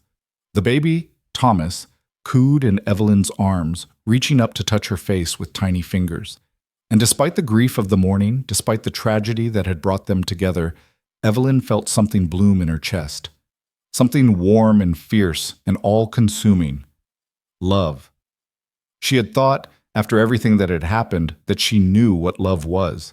She had loved Cole, had grown to love him with a depth that still surprised her. She had loved her parents, had loved the idea of the family she might never have. But this tiny person in her arms, this helpless child who had been entrusted to her care, this was something else entirely. This was a love that would move mountains, that would defy armies, that would burn down the world if necessary. This was motherhood, and it had found her at last. The weeks that followed were a blur of sleepless nights and fumbling attempts at childcare. Neither Cole nor Evelyn had experience with infants. Cole had barely been present for Daniel's early months, consumed with work as he had been, and Evelyn had never held a baby for more than a few minutes in her entire life. They learned by doing, making mistakes and fixing them, laughing at their own ineptitude even as exhaustion wore them thin. Thomas, for his part, seemed remarkably patient with his new parents. He cried when he was hungry, slept when he was tired, and watched them with those calm, curious eyes that seemed to take in everything. "He's an easy baby," Cole observed one morning, watching Evelyn feed him from a bottle. "I don't remember Daniel being this peaceful." "Maybe he knows we need the practice," Evelyn replied, smiling. The room Cole had been building took on new urgency. He worked on it every spare moment, finishing the walls, installing a window, building a cradle from scratch. By the time the first frost came, it was complete. A cozy nursery attached to the main house, warm and bright and perfect for a growing child. "It's beautiful," Evelyn said, standing in the doorway with Thomas in her arms. "You built this for him." "I built it for us," Cole corrected. "For our family." The word, family, still felt new, still felt miraculous. But it was becoming more real with each passing day, each shared meal, each sleepless night, each moment of joy and frustration and overwhelming love. They were a family. Against all odds, against all expectations, they had become what neither of them had dared to hope for. And the world, for a little while at least, seemed determined to let them be happy. But happiness, as Evelyn knew all too well, was a fragile thing. And the shadows that would threaten it were already gathering just beyond the horizon, waiting for their moment to strike. News traveled slowly to the ranch, but it traveled nonetheless. And the news that eventually reached Dusty Hollow was explosive enough to find its way even to the isolated homestead where Cole and Evelyn were building their new life. The barren woman had a baby. The whispers started small, as whispers always do. Samuel mentioned it to his wife, who mentioned it to Mrs. Henderson at the dress shop, who mentioned it to anyone who would listen. Within a week, the whole town was buzzing with the scandal. "Impossible," declared Thomas Whitmore when he heard. "The doctor said she couldn't have children. She must have gotten it somewhere else." "Maybe she was lying all along," suggested one of his friends. "Maybe she was never barren at all. Maybe she just wanted out of the engagement." "Or maybe she found it by the side of the road," said another. "You know those people out there, living like savages? Who knows what they get up to?" The speculation grew wilder with each retelling. Some said Evelyn had stolen the baby from a passing wagon train. Others claimed she had given birth to it herself, proving that her barrenness had been a lie all along. A few even whispered that the child was somehow supernatural, a changeling left by spirits to torment the righteous. None of them considered the truth, that a dying mother had entrusted her child to two strangers, that love had formed where blood had not, that family could be built from something other than genetics. For months, the gossip remained just that, gossip. Cole and Evelyn, isolated on their ranch, knew nothing of it. They were too busy with the daily demands of raising a child, of running a homestead, of building a life together. But gossip has a way of finding its target eventually, and it would find them, sooner than anyone expected, in the most devastating way possible. The letter arrived in late October, carried by a courier who had ridden all the way from Denver. Cole accepted it with a frown. They rarely received mail, and never from so far away, and carried it inside to read. Evelyn was in the nursery, rocking Thomas to sleep. She heard Cole's footsteps stop in the kitchen, heard the rustle of paper, heard the sudden sharp intake of breath. "Cole?" She set Thomas in his cradle carefully and went to the kitchen. "What is it?" Cole stood at the table, the letter in his hands, his face drained of color. "There's a man," he said slowly. "A man named Nathaniel Drayton. He claims—" Cole stopped, swallowed hard. "He claims Thomas is his son." The words hit Evelyn like a physical blow. She grabbed the back of a chair to steady herself. "What? That's impossible. Clara said her husband died of fever. She said her husband." Cole's voice was grim. Maybe that wasn't the whole truth. He handed her the letter. Evelyn read it with growing horror.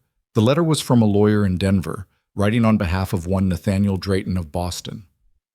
It alleged that the child known as Thomas, currently in the custody of Cole and Evelyn Maddox, was in fact the legitimate heir of Mr. Drayton, conceived during a brief liaison with one Clara Wells, now deceased. Mr. Drayton was demanding the immediate return of his son. If his demands were not met, the letter concluded, Mr. Drayton would be forced to pursue the matter through legal channels. "This can't be right," Evelyn whispered. "Clara made me promise. She wanted us to raise him. What she wanted doesn't matter, legally." Cole's voice was harsh, but Evelyn could hear the fear beneath it. If this man can prove paternity, if he has the money for lawyers and courts, we could lose him, Evelyn. We could lose our son. Evelyn looked at the nursery door, behind which Thomas was sleeping peacefully, unaware that his whole world was about to be turned upside down. "No," she said, and her voice was steel. "No, we won't. I don't care who this man is or how much money he has. Thomas is our son. Clara gave him to us, and I will burn this world to the ground before I let anyone take him away." Cole looked at her, this woman who had come to him broken and beaten and had somehow grown into the fiercest person he had ever known. "Then we fight," he said. "Whatever it takes, we fight." Evelyn nodded, her jaw set, her eyes blazing. The battle for their son had begun. The days following the letter's arrival were the darkest Evelyn had known since leaving Dusty Hollow. She moved through them in a fog of fear and determination, caring for Thomas with a fierce tenderness that bordered on desperation, as if every moment might be their last together. Cole threw himself into action. He rode to Millbrook to consult with the only lawyer in the region, a weathered man named Harrison Blackwood, who had practiced law on the frontier for 30 years. Blackwood read the letter 3 times, his brow furrowing deeper with each pass. "This Drayton fellow has resources," Blackwood said finally, setting the letter down on his cluttered desk. "A Boston address, a Denver lawyer handling his affairs out here. That means money. And in my experience, money has a way of making courts see things a certain way." "What are our options?" Cole asked, his hands clenched into fists on his knees. "Depends on what he can prove." Blackwood leaned back in his chair. "If he can establish that the child is biologically his, and if there's no legal documentation showing the mother transferred custody to you, then he has a case, a strong one. Clara was dying. There wasn't time for legal documentation. She made us promise. A deathbed promise won't hold up in court without witnesses." Cole felt his heart sink. There were no witnesses, just me and my wife. Blackwood nodded slowly, his expression sympathetic. "I'm not saying you'll lose. I'm saying it won't be easy. This man, whoever he is, clearly wants the child badly enough to spend considerable money pursuing him. We need to find out why." "Why does it matter why?" "Because in my experience, when a man goes to this much trouble for a child he's never met, there's usually something more at stake than paternal affection." Blackwood stood, crossing to the window of his small office. "Find out who Nathaniel Drayton really is. Find out what he wants. That's where we start." Cole returned home that night to find Evelyn sitting in the nursery, Thomas asleep in her arms. She hadn't moved in hours, he could tell. Her dress was wrinkled, her hair coming loose from its pins, her eyes red from crying. "What did the lawyer say?" she asked, not looking up. Cole knelt beside her chair, one hand coming to rest on her knee. "He said we need to find out more about Drayton, find out who he is and what he really wants." "I know what he wants. He wants our son. But why? He's never met Thomas. He didn't care enough about Clara to marry her. Why pursue this now?" Evelyn finally looked at him, and her eyes were hollow with fear. "Does it matter? He has money. He has lawyers. We have nothing." "We have each other." Cole's voice was firm. "We have the truth, and we have people who will stand with us. The travelers from the blizzard, Samuel and Mary, the preacher and his mother, they saw what kind of people we are. They can testify to our character." "Character won't matter if the law says he's the father. Then we make sure the law sees the whole picture." Cole took her hand, squeezed it tight. "We don't give up, Evelyn. Not ever. That's not who we are." She looked at him for a long moment, this man who had been as broken as she was when they first met, who had somehow become her rock, her anchor, her strength. "No," she said finally, and her voice was steadier now. "That's not who we are." The first letter from Drayton's lawyer was followed by a second, and then a third, each more insistent than the last. The tone progressed from polite request to firm demand to thinly veiled threat. Cole and Evelyn read each one together, their fear growing with every word. Then, in early November, Nathaniel Drayton himself arrived. He came without warning, his carriage rolling up the dirt road to the ranch on a gray afternoon when the clouds hung low and heavy. Cole was in the barn when he heard the wheels, and he emerged to find a man stepping down from the finest vehicle he had ever seen. Black lacquered wood, brass fittings, pulled by a matched pair of bay horses that probably cost more than the entire Maddox ranch. The man himself was equally polished, tall and handsome in a cold, calculated way, dressed in a suit that screamed Eastern money, with hair slicked back and a thin mustache that gave him the look of a snake pretending to be human. He surveyed the ranch with undisguised contempt, as if the dirt itself offended him. "Mr. Maddox, I presume?"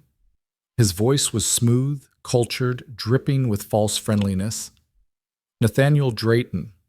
I believe you've been expecting me." Cole's jaw tightened. "I've been expecting nothing but trouble from you, Mr. Drayton." "Ah, direct. I appreciate that in a man." Drayton smiled, but it didn't reach his eyes. "Then let me be equally direct. I've come for my son." "You don't have a son here. The child you call Thomas.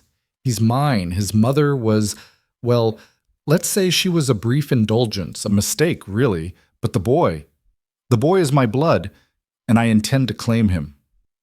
The front door opened, and Evelyn stepped onto the porch. She had heard the carriage, had watched from the window as this stranger climbed down and confronted her husband. Now she stood with her spine straight and her chin high, every inch of her radiating defiance. "You can claim nothing here," she said coldly. "Thomas is our son. His mother gave him to us. Whatever you think you're entitled to, you're wrong." Drayton turned his snake smile on her. "Ah, the barren bride. I've heard about you." He looked her up and down with insulting deliberation. "The town that sent you here was quite happy to share your story. The damaged goods nobody wanted. The woman who couldn't even fulfill the most basic function of her sex." Cole took a step forward, his hands curling into fists. "You'll keep a civil tongue in your head, or I'll cut it out for you." "Easy, Mr. Maddox. I meant no offense." Drayton's tone made it clear he meant every offense. "I'm simply observing that it must have seemed like quite the miracle, having a child fall into your lap. A ready-made family for two people who could never have one on their own." "Get off my land," Evelyn said, her voice like ice. "I'll leave. For now." Drayton pulled on his gloves, taking his time. "But I'll be back. With the sheriff, if necessary. With a court order, if it comes to that. That child is my heir, Mrs. Maddox. My only male heir. And I will have him." He turned back to Cole, and something flickered in his eyes. Something cruel and calculating. "I'm prepared to be generous," he said. $500 for your trouble. Sign the boy over to me, and you'll never hear from me again. You can go back to your quiet little life, just the two of you, the way it was meant to be." $500. It was more money than Cole had seen in his entire life. More than enough to expand the ranch, to secure their future, to live comfortably for years. "Get out," Cole said. Drayton's smile faded. "You're making a mistake."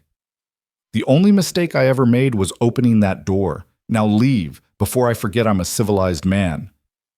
For a moment, something ugly crossed Drayton's face, a flash of genuine malice that revealed the man beneath the polished exterior. Then the mask was back in place, smooth and unreadable. "Very well, but remember, I offered you an easy way out." He climbed back into his carriage, pausing at the door. "The hard way is going to be much more unpleasant. For everyone." The carriage rolled away, disappearing down the road in a cloud of dust. Cole and Evelyn stood together on the porch, watching until it was gone. Then Evelyn's composure finally cracked, and she began to shake. "He's going to take him," she whispered. "Cole, he's going to take our son." Cole pulled her into his arms, holding her tight. "No, he's not. I swear to you, Evelyn, on everything I am, that man will never touch our boy." Inside the house, Thomas began to cry, as if sensing the darkness that had just passed through their lives. The weeks that followed were a waking nightmare. Drayton made good on his threats, filing a formal custody claim with the territorial court. Papers arrived demanding that Cole and Evelyn appear before a judge, demanding proof of their claim to the child, demanding documentation they didn't have. Harrison Blackwood worked tirelessly on their behalf, but even he admitted the odds were not in their favor.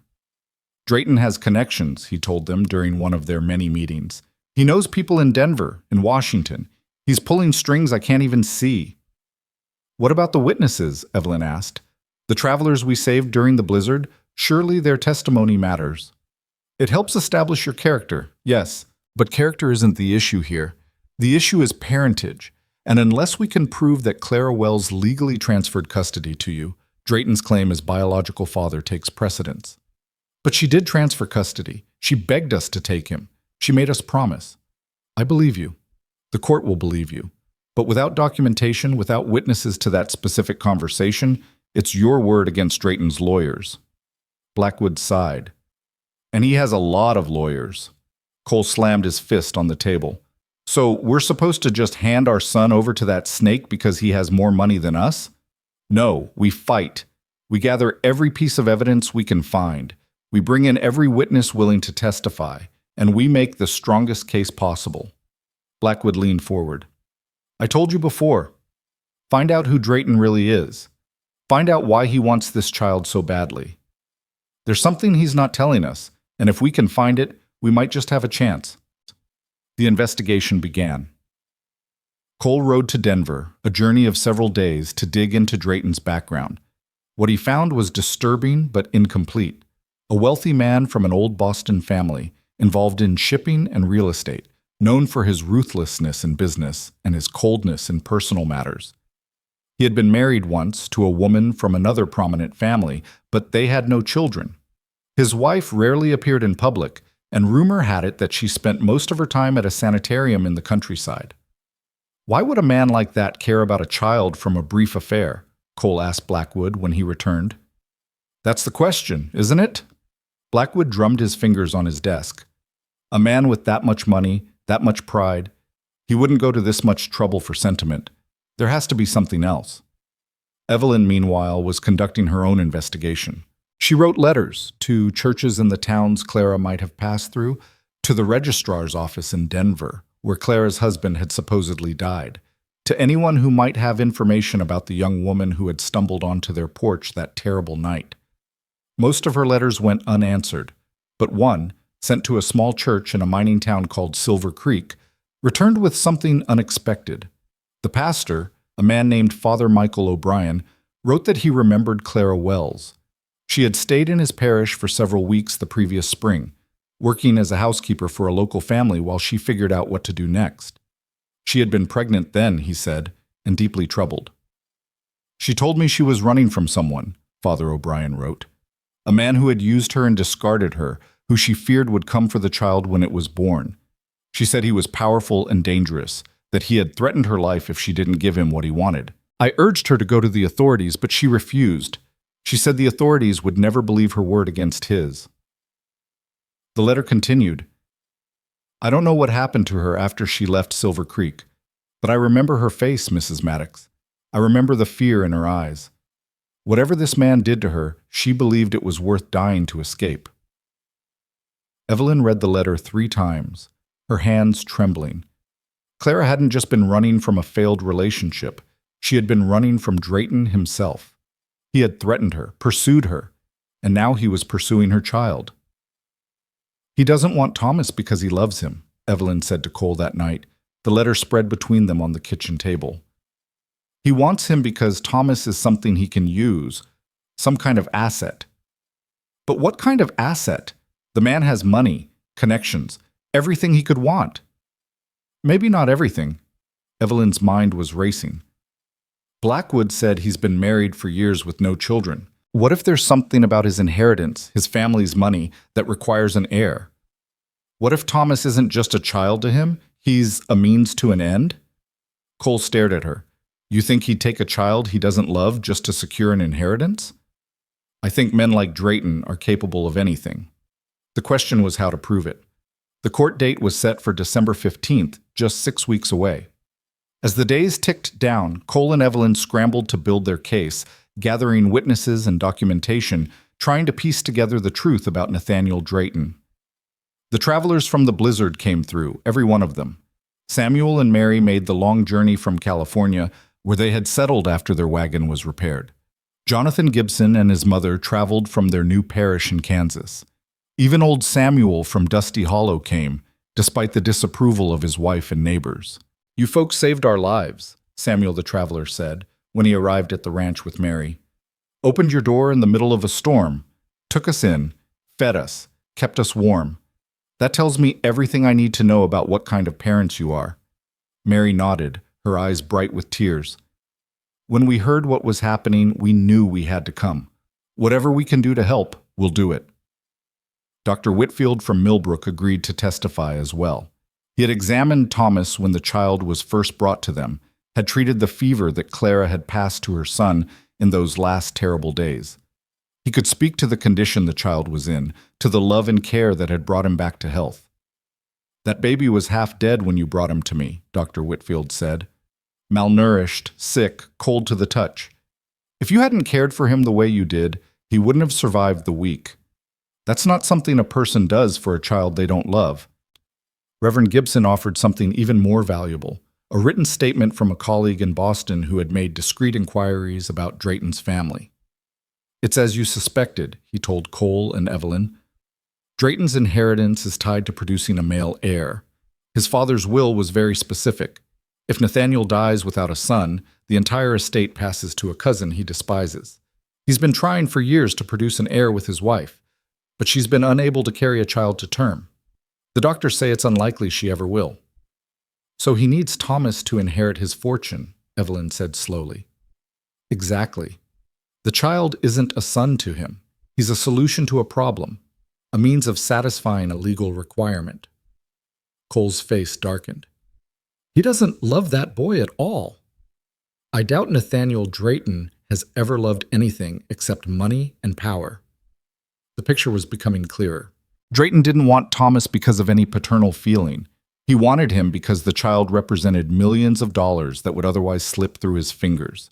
He had used Clara, discarded her, and when she had fled to protect her unborn child, he had waited until she was dead to make his claim.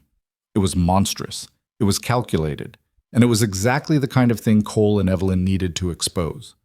But exposing it was one thing. Proving it in a court of law was another.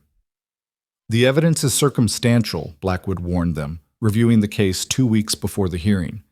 "We can show motive, the inheritance issue, and we can show character through the testimony of your witnesses. But Drayton's lawyers will argue that none of this changes the fundamental question of parentage.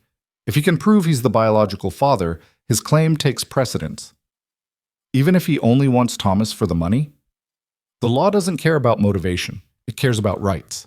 And as the biological father, Drayton has rights."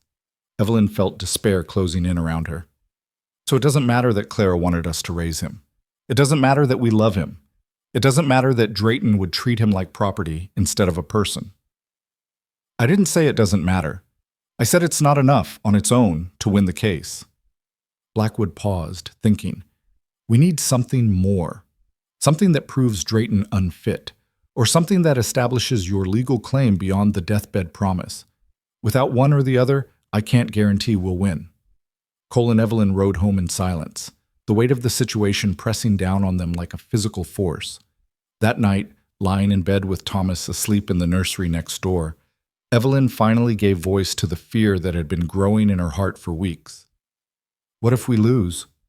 Cole was silent for a long moment. "We won't. But what if we do?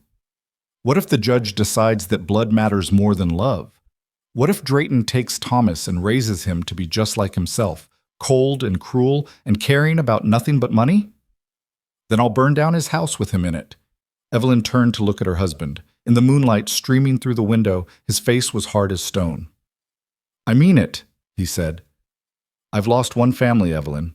I won't lose another. If the law won't protect our son, then I'll protect him myself.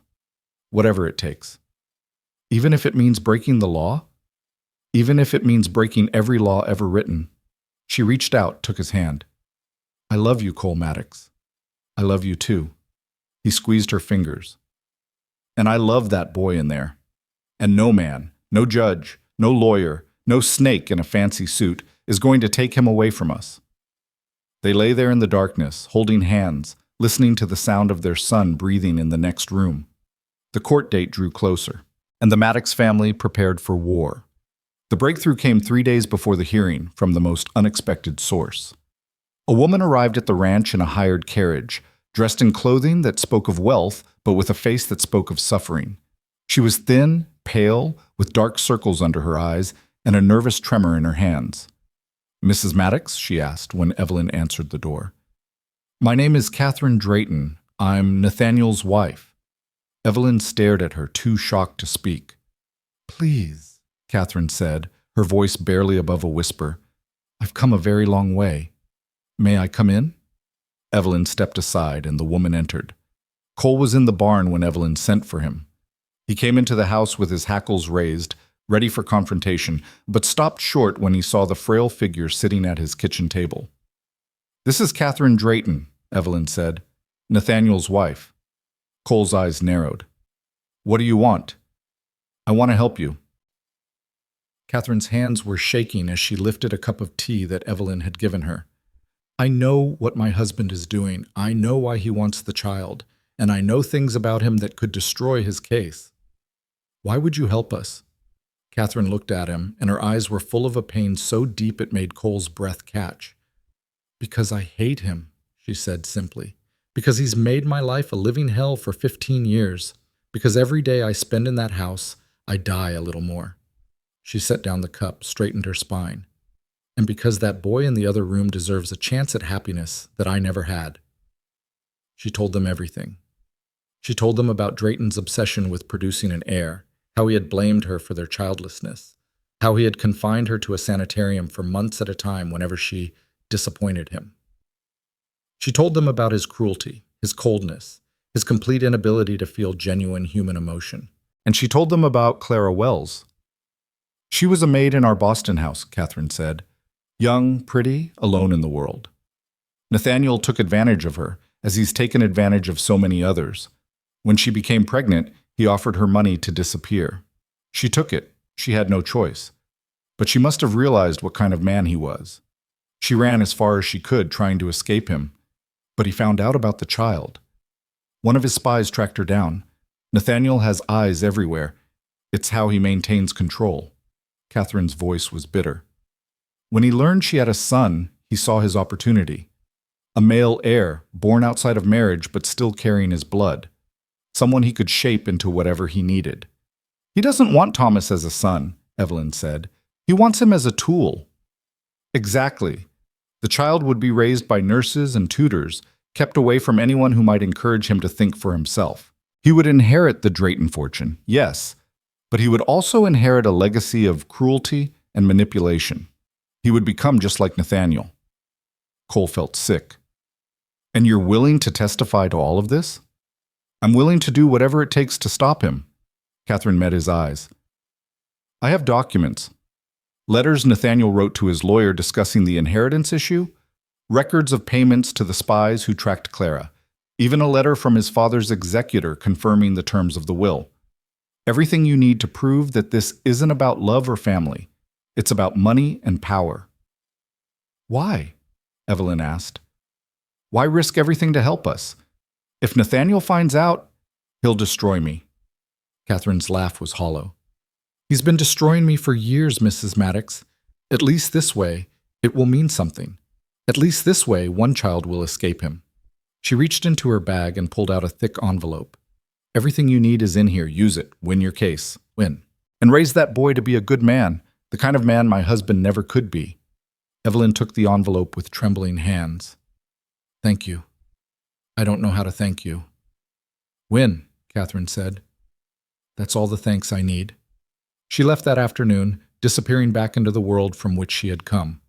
Cole and Evelyn never saw her again, but the documents she left behind changed everything. The courtroom in Millbrook was standing room only on December 15th. Word had spread about the case, the barren woman and her cowboy husband fighting to keep a child against a wealthy Easterner. It had all the elements of a story people couldn't resist: love against money, frontier grit against Eastern polish, the little people against the powerful. Cole and Evelyn arrived early, dressed in their best clothes, Thomas cradled in Evelyn's arms. The baby was 10 months old now, plump and healthy, his eyes bright with curiosity as he looked around the packed courtroom.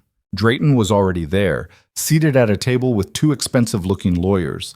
He looked immaculate as always, but there was a tension around his eyes that hadn't been there before. He had heard about Catherine's visit.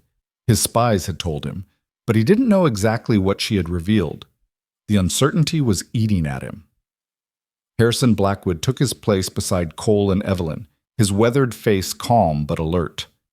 On the bench behind them sat their witnesses, Samuel and Mary, the Gibsons, Dr. Whitfield, old Samuel from Dusty Hollow. A small army of ordinary people, united by gratitude and conviction. The judge, an imposing man named Walter Caldwell, called the court to order. "We are here to determine the custody of the minor child known as Thomas," he announced. "Mr. Drayton claims paternity and seeks to have the child transferred to his care. Mr. and Mrs. Maddox contest this claim, arguing that the child's mother transferred custody to them before her death. We will hear evidence from both sides and render a judgment." Drayton's lead lawyer stood first. He was a silver-tongued man named Percival Hughes, renowned for his courtroom victories, and he made his case with practiced ease. "Your Honor, the facts of this case are simple. My client, Nathaniel Drayton, is the biological father of the child in question. He has resources to provide the boy with the finest education, the best opportunities, a life of privilege and comfort. The Maddoxes, while no doubt well-meaning, are frontier farmers with limited means. The choice is obvious." He called witnesses, doctors who testified about paternity, character witnesses who spoke of Drayton's standing in the Boston community, financial experts who detailed the vast resources available to the child if he were placed in Drayton's care. It was impressive. It was persuasive. And it painted a picture of a wealthy, responsible man simply trying to claim his rightful heir.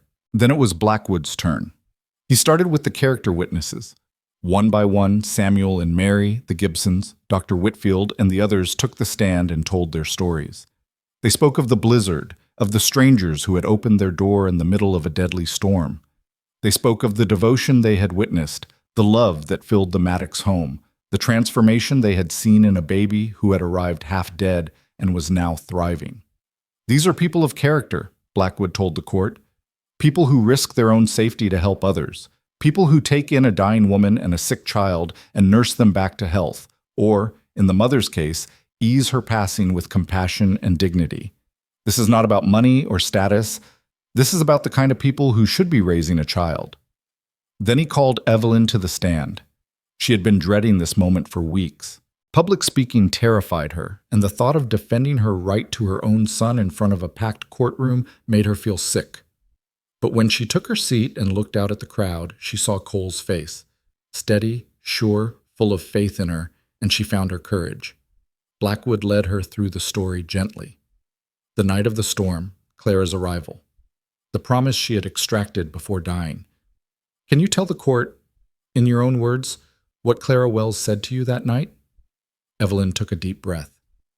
She was dying. She knew she was dying, and all she cared about was making sure her son would be safe. Her voice cracked. "She took my hand and she said, 'Please, raise my son.' She begged me. She made me promise, and I promised. I swore to her that I would love him and protect him and raise him as my own. And that's what I've done.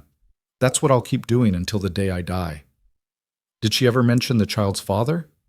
"She said her husband had died of fever. But now I understand she was lying, to protect the child. To protect him from—" She looked at Drayton, and her eyes were hard. "From that man." Drayton's lawyer objected, but the damage was done. The courtroom was murmuring, the crowd's sympathy clearly shifting toward Evelyn. Then Blackwood played his final card. "Your Honor, I would like to submit into evidence a collection of documents provided by a witness who cannot be present in court, but whose testimony is nonetheless crucial." He handed the envelope to the bailiff, who carried it to the judge. Caldwell opened it, began reading, and his expression grew darker with every page. "These are private communications," Hughes objected. "Obtained illegally. They were provided voluntarily by Mr. Drayton's wife," Blackwood interrupted. "Mrs. Catherine Drayton, who traveled here specifically to ensure the truth was known." The courtroom erupted. Drayton's face went white. "Order!" Judge Caldwell banged his gavel. "I will have order." The noise subsided. Caldwell continued reading. When he finished, he looked at Drayton with something that might have been disgust. "Mr. Drayton, these documents suggest that your interest in the child is primarily financial, that you require a male heir to satisfy the terms of your late father's will, that you have pursued this custody claim not out of paternal love, but out of mercenary self-interest. Your Honor, I object. You'll have your chance to respond. But first, I want to hear from Mr. Blackwood." Blackwood stood. "Your Honor, these documents prove what we have argued from the beginning. Nathaniel Drayton doesn't want this child as a son. He wants him as an asset, a means of securing an inheritance that would otherwise pass to another branch of his family." He turned to face the crowd, his voice rising. Clara Wells knew what kind of man Drayton was. She fled from him, traveled hundreds of miles, gave birth alone and afraid, all to protect her son from becoming a pawn in this man's schemes. And on her deathbed, she entrusted that child to the Maddoxes, not because they were wealthy, not because they were powerful, but because they were good, because she saw in them the love and devotion that her son deserved. He turned back to the judge. "Your Honor, I ask you to consider not just the letter of the law, but its spirit. The purpose of custody law is to protect children, to ensure they are raised in environments where they will be loved and nurtured. Placing Thomas with Nathaniel Drayton would be placing him with a man who sees him as property, not family. It would be a betrayal of everything Clara Wells died to prevent." The courtroom was silent. Even Drayton's lawyers seemed uncertain how to respond. Judge Caldwell sat for a long moment, his brow furrowed, the documents spread before him. Then he spoke. "Mr. Hughes, do you have any response to these allegations?" Hughes rose, smoothing his jacket. "Your Honor, my client denies any improper motivation. He simply wishes to claim his biological son and provide him with the best possible life." "And the letters, the payments to investigators, the specific terms of the will requiring a male heir?" Hughes hesitated. "Those are private family matters that have no bearing on Mr. Drayton's fitness as a parent." "I disagree." Caldwell's voice was cold. "They have everything to do with fitness. A man who pursues a child for financial gain is not fit to raise that child. A man who drove a woman to flee in terror, who waited until she was dead to make his claim, is not fit to be called a father." He straightened in his seat. "But there is more to consider. Mr. Blackwood, you mentioned that Mrs. Catherine Drayton provided these documents voluntarily." "Yes, Your Honor." "And where's Mrs. Drayton now?" "I don't know, Your Honor. She left after providing the documents and has not been in contact since." Caldwell nodded slowly.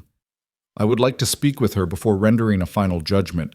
This court will recess for 3 days to allow her to be located." Drayton rose abruptly. "Your Honor, this is absurd. My wife is unwell. She has a history of nervous disorders. Whatever she told these people cannot be trusted." "That will be for the court to determine." Caldwell banged his gavel. "We are adjourned."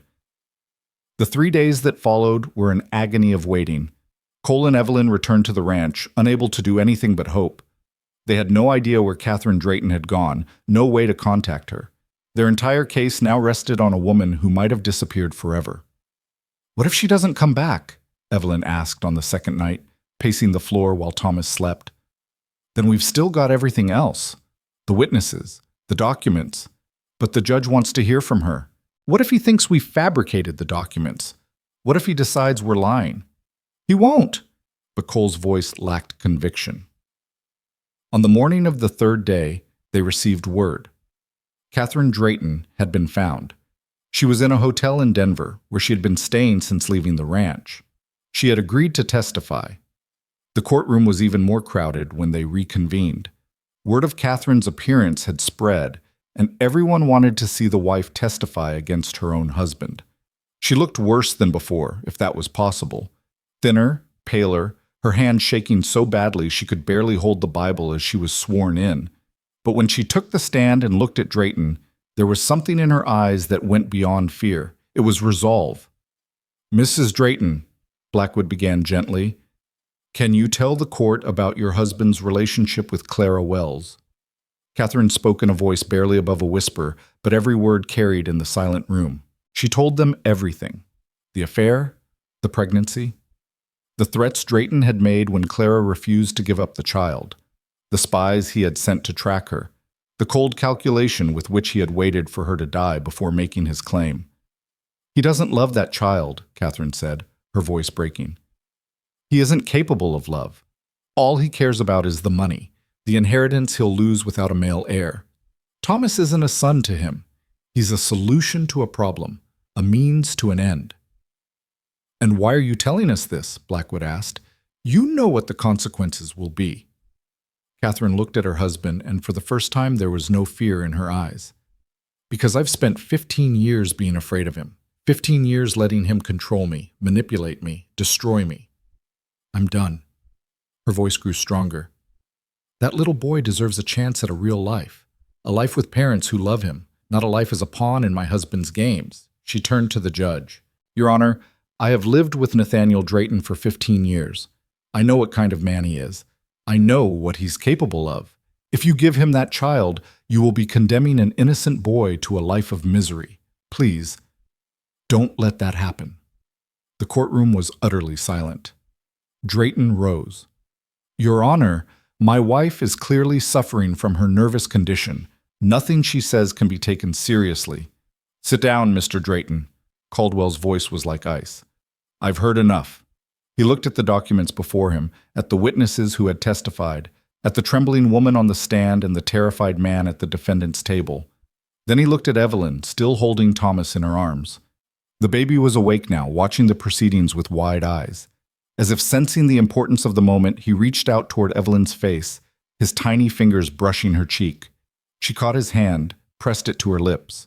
"Your Honor," she said, her voice steady despite the tears streaming down her face. "I know I'm not his blood mother. I know I can never replace the woman who gave birth to him. But I love him. I love him more than I've ever loved anything in my life. And I swear to you, I swear on everything I am, I will spend every day of my life making sure he knows how wanted, how cherished, how loved he is."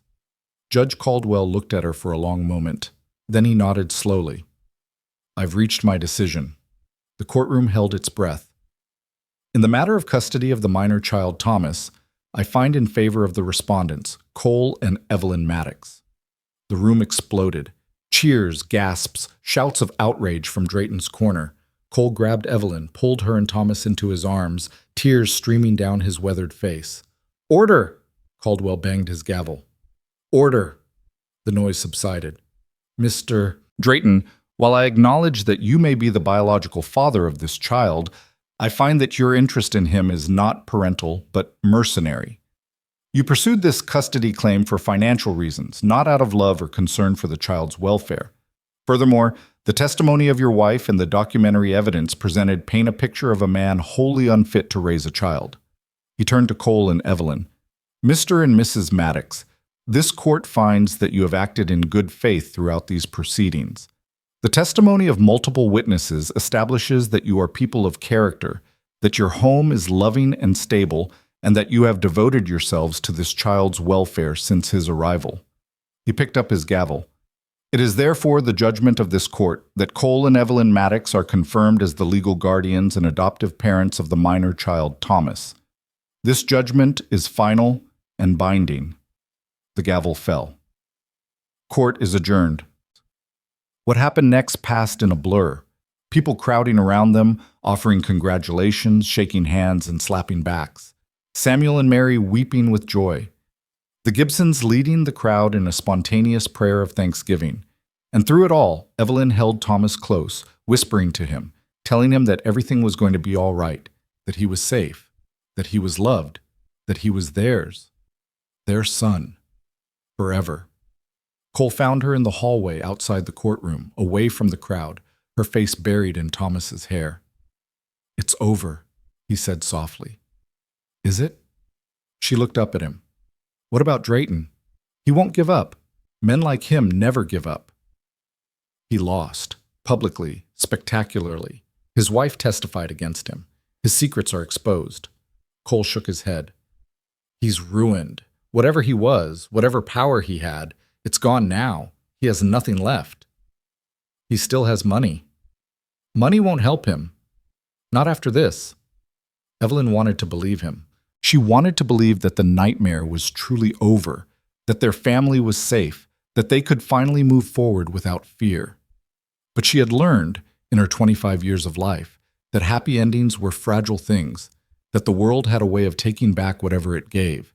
So she held her son close and she prayed. And for now, at least, her prayers were answered. They walked out of the courthouse together, the Maddox family, Cole and Evelyn and Thomas, into the pale winter sunlight. The crowd parted before them, cheering. Someone threw a hat in the air. At the bottom of the steps, Cole paused. He looked at his wife, at the child in her arms, at the future stretching out before them. "Let's go home," he said. Evelyn smiled, a real smile, the first in weeks. "Yes," she said. "Let's go home." And they did. The ride home from Millbrook felt different than any journey they had taken before. The winter air was cold and sharp, cutting through their coats and scarves, but neither Cole nor Evelyn noticed. They were wrapped in something warmer than any blanket, the glow of victory, the relief of survival, the bone-deep certainty that their family was finally, truly safe. Thomas slept in Evelyn's arms, bundled in the quilt she had sewn for him during those first frantic weeks after his arrival. His breathing was soft and steady, his face peaceful. He had no idea what had just happened, no understanding of the battle that had been fought for his future. All he knew was that he was warm and fed and held by the people who loved him. That was enough. That was everything. Cole drove the wagon in silence, but it was a different kind of silence than the ones that had characterized their early days together. This was the silence of contentment, of two people who had been through fire and come out forged into something stronger. "What are you thinking?" Evelyn asked finally, as the ranch came into view on the horizon. Cole considered the question. "I'm thinking that a year ago I was ready to die. I was going through the motions, feeding cattle, mending fences, eating meals I couldn't taste, but I wasn't really living. I was just waiting for it to be over. And now?"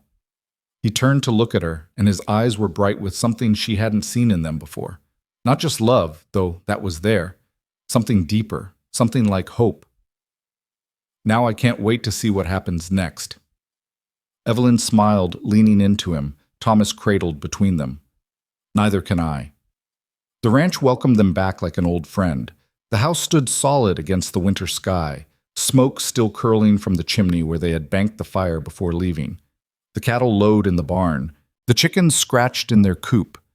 Everything was exactly as they had left it, and yet everything was different.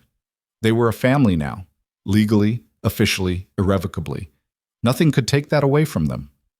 The days that followed were quiet ones, filled with the ordinary rhythms of ranch life. Cole tended the animals, repaired fences damaged by the winter storms, began planning for the spring planting. Evelyn cooked and cleaned and cared for Thomas, watching him grow stronger and more curious with each passing day. But beneath the surface of their peaceful existence, ripples were spreading. News of the trial had traveled far beyond Millbrook. The story of the barren woman and the broken cowboy. Their battle against the wealthy Easterner, their triumph in the face of impossible odds. It captured the imagination of the frontier in a way that few stories did. Newspapers picked it up. Preachers mentioned it in sermons. Travelers passed it along in saloons and general stores, each retelling adding new embellishments until the truth became indistinguishable from legend. And in Dusty Hollow, the town that had sent Evelyn away as a joke, the news landed like a thunderbolt. "Did you hear?" Mrs. Henderson said to anyone who would listen. "The Carter girl won. She kept the baby. That rich man from Boston lost everything." "Impossible," Thomas Whitmore scoffed, though his voice lacked its usual confidence. "She was barren. The doctors said so." "The baby wasn't hers by blood, you fool. Some dying woman gave it to her.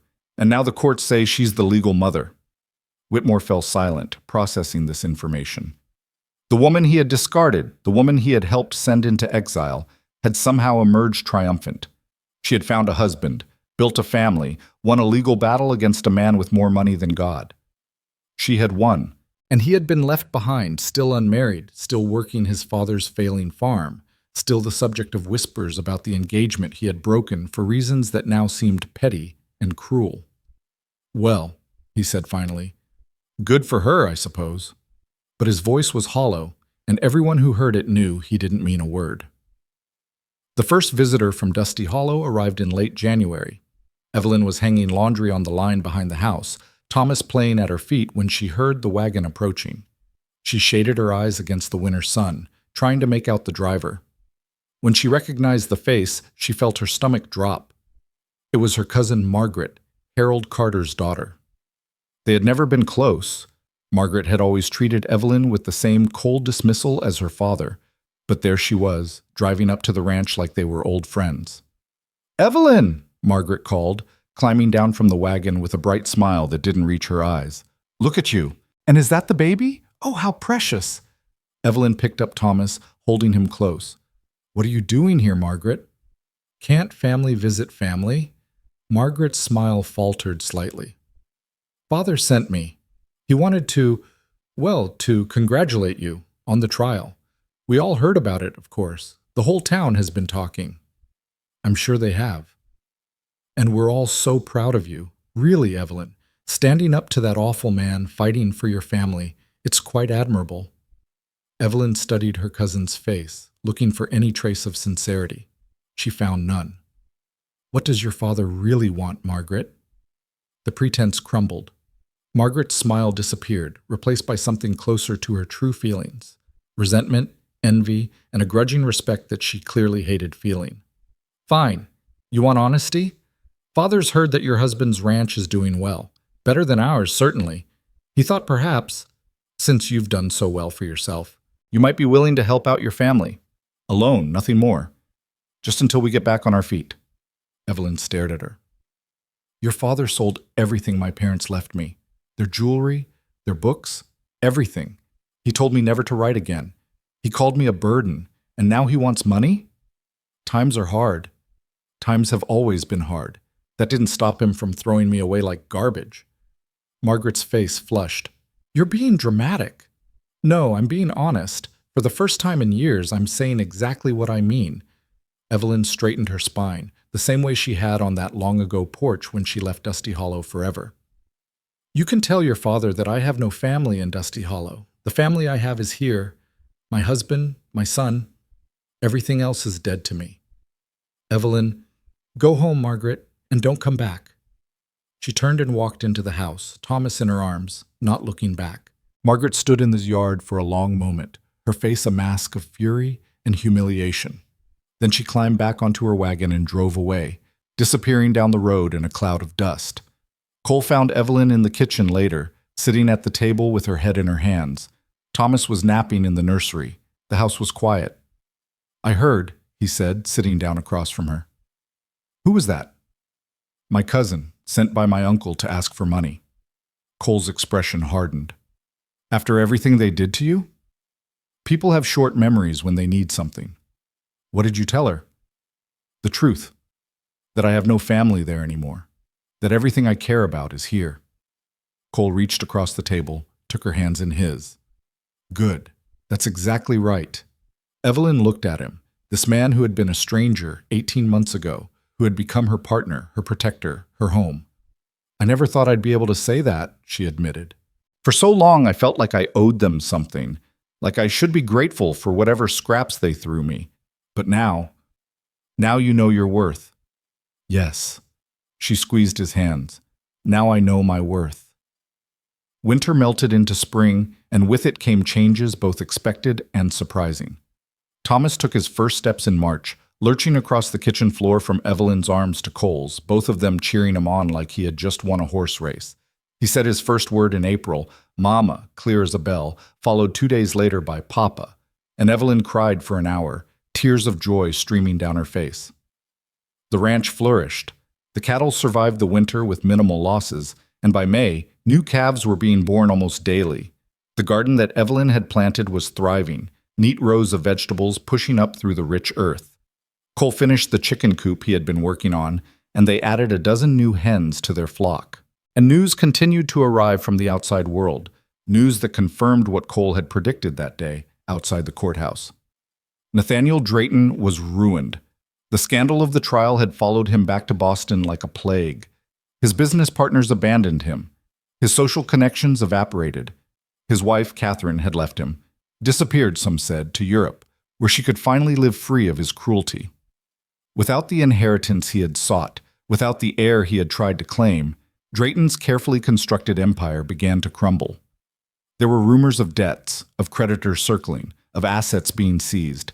The man who had once seemed invincible was being destroyed by the very weapons he had used against others. "I almost feel sorry for him," Evelyn said one evening, reading the latest letter from Harrison Blackwood. "Almost." "Don't waste your pity," Cole replied. "He brought this on himself." "I know, but I can't help thinking about Catherine. She sacrificed everything to help us. I hope she's found some peace. If she has any sense, she's somewhere warm, drinking good wine, and never thinking about Nathaniel Drayton again." Evelyn smiled. "I hope you're right." Summer arrived in a blaze of heat and light, and with it came an unexpected invitation. A letter arrived from Millbrook, from the mayor himself. The town was planning a celebration for the 4th of July. A parade, a picnic, fireworks, and they wanted the Maddox family to be the guests of honor. "They want us to what?" Cole asked, reading the letter for the third time. "Be the guests of honor, ride in the parade, give a speech, probably." "A speech?" Cole looked horrified. "I haven't given a speech since my wedding vows, and I barely managed those." "You managed them just fine." Evelyn took the letter from him, scanning it again. "It says the whole territory knows our story. We're an inspiration to frontier families everywhere. They want to celebrate what we've overcome." "I don't need celebrating. I just want to be left alone with my family." "I know." Evelyn set the letter down. "But maybe this isn't about what we need. Maybe it's about what other people need. Other people who are facing their own battles, their own struggles. Maybe our story can give them hope." Cole was quiet for a long moment. Then he sighed. "Fine, but I'm not giving a speech." The 4th of July dawned hot and clear, the sky a perfect blue, the air thick with the smell of gunpowder and roasting meat. The town of Millbrook had outdone itself. Red, white, and blue, bunting hung from every building, flags flew from every rooftop, and the main street was packed with people from all over the territory. The Maddox family rode in an open carriage at the front of the parade, Cole looking uncomfortable in his rarely worn suit, Evelyn radiant in a new blue dress, Thomas waving at the crowd with the enthusiasm only a toddler could muster. People cheered as they passed. Strangers called out their names, offered congratulations, shouted words of encouragement and admiration. It was overwhelming, more attention than either Cole or Evelyn had ever experienced. But beneath the discomfort, there was something warming, something that felt almost like validation. These people knew their story. They knew about the cruelty, the exile, the battle against impossible odds. And they were cheering not because Cole and Evelyn were rich or powerful, but because they had endured, because they had won. After the parade came the picnic, spread across the town green in a riot of blankets and baskets. Families gathered in clusters, sharing food and conversation, while children ran and played in the summer sun. Cole and Evelyn found themselves surrounded by well-wishers, people who wanted to shake their hands and hear their story firsthand. "Is it true the baby showed up during a blizzard? Is it true that rich man offered you $1,000? Is it true you threatened to shoot him if he didn't leave?" Cole fielded the questions as best he could, sticking close to the truth while leaving out the parts that still felt too raw to share. Evelyn watched him navigate the attention with a grace she wouldn't have thought him capable of, remembering the silent, grieving man she had met not so long ago. He had come so far. They both had. As the afternoon wore on and the crowd began to thin, a familiar figure approached. Harrison Blackwood, the lawyer who had fought for them, looking pleased with himself. "Mr. and Mrs. Maddox, I was hoping to find you." "Mr. Blackwood," Cole shook his hand. "Thank you for everything you did for us." "It was my honor." Blackwood's eyes twinkled. "I've been practicing law for 30 years, and I've never had a case that mattered more, or one that ended more satisfyingly." "Any news about Drayton?" Evelyn asked. Blackwood's expression sobered. "Actually, that's why I wanted to speak with you. I received word this morning. Nathaniel Drayton is dead." The words hung in the air. Evelyn felt Cole's hand tighten on her arm. Dead? She repeated. How? His own hand, apparently. His creditors had seized everything, his home, his business, his assets. He had nothing left. They found him in a hotel room in New York last week. Evelyn didn't know what to feel. Relief? Pity? Some strange mixture of both? This was the man who had threatened to take her son, who had driven Clara Wells to her death, who had made Catherine Drayton's life a living hell. And yet he had also been a human being, broken in his own way, destroyed by his own demons. What happens to his estate? Cole asked. What little remains will go to the cousin he despised. Ironic, isn't it? He destroyed his life trying to keep that inheritance, and in the end, it went to the man he hated anyway. And Catherine, his wife? Safe, as far as I know. She's been in Paris for several months. I don't imagine she's grieving. No, Evelyn thought, I don't imagine she is. They rode home that evening as the fireworks began, bright bursts of color painting the darkening sky. Thomas squealed with delight at each explosion, his tiny hands reaching for the lights as if he could catch them. Cole drove in silence, his thoughts far away. Evelyn watched him, knowing what he was feeling, knowing because she felt it too. It was over. Truly over. Drayton was dead, his threats extinguished, his shadow finally lifted from their lives. They were free. Are you all right? She asked quietly. Cole nodded slowly. I'm trying to decide how to feel. And? I don't feel anything. Not happy, not sad. Just, he searched for the word. Empty. Like a storm has passed, and now there's just silence. That's normal, I think. After everything we've been through, it's hard to believe it's really finished. Is it finished? He glanced at her. Drayton is dead, but the world is still full of people like him. People who take what they want, hurt whoever gets in their way. What's to stop someone else from coming for us? From coming for Thomas? Evelyn considered the question. It was one she had asked herself many times in the dark hours of the night when fear crept in like a thief. Nothing, she said finally. Nothing can guarantee our safety. Life doesn't work that way. But that's true for everyone, isn't it? The only thing we can do is live. Love each other, protect each other, build something worth fighting for. And if trouble comes again, she reached over, took his hand. We'll face it together, like we always have. Cole looked at her, at the woman who had arrived on his doorstep, soaked and exhausted and carrying the weight of 1,000 judgments. The woman who had brought his house back to life, who had thawed his frozen heart, who had given him a reason to keep going. How did I get so lucky?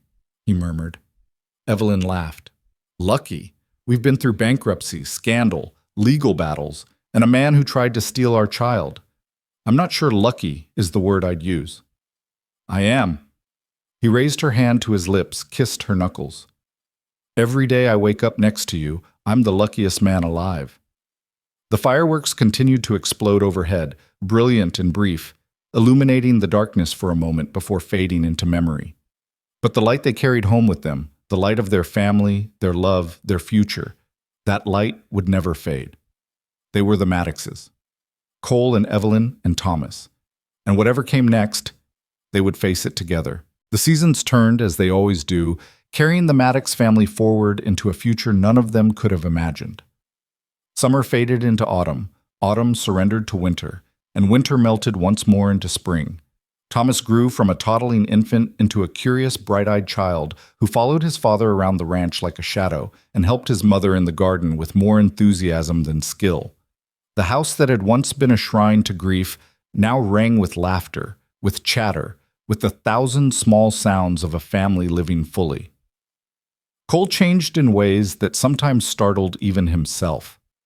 The man who had spent 4 years speaking barely a dozen words a day now told stories at the dinner table, sang half-remembered songs while he worked, and could be heard throughout the property calling out to Thomas with a warmth that would have been unthinkable just 2 years before. "Papa, look!" Thomas would shout, holding up a frog or interesting rock or whatever treasure he had discovered that day. And Cole would stop whatever he was doing, crouch down to his son's level, and examine the find with complete seriousness. "Well now, that's quite something. Where'd you find that?" Evelyn watched these moments from afar, her heart so full it sometimes felt like it might burst. This was what she had dreamed of during all those lonely years in Dusty Hollow. This was the family she had been told she could never have. And yet here it was. Real. Tangible. Hers. The second anniversary of Thomas's arrival passed quietly, marked only by a special dinner and a cake that Evelyn had baked herself. They didn't speak much about the circumstances that had brought him to them, the storm, the dying woman, the battle that had followed, but both of them felt the weight of the day, the significance of how far they had come. 2 years, Cole said that night, as they sat on the porch watching the stars come out.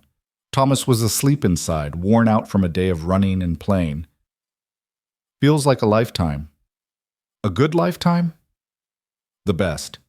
He reached over, took her hand. I never told you this, but that night, the night Clara arrived, I almost didn't open the door. Evelyn turned to look at him. What?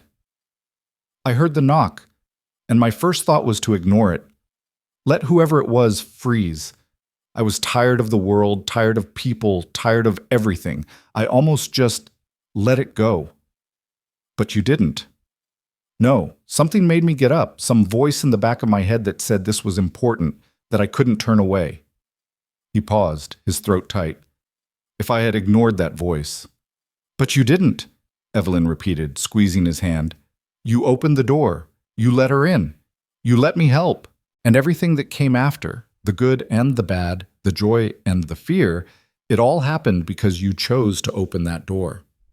I guess that's the thing, isn't it? Life is just a series of doors. Some we open, some we keep closed.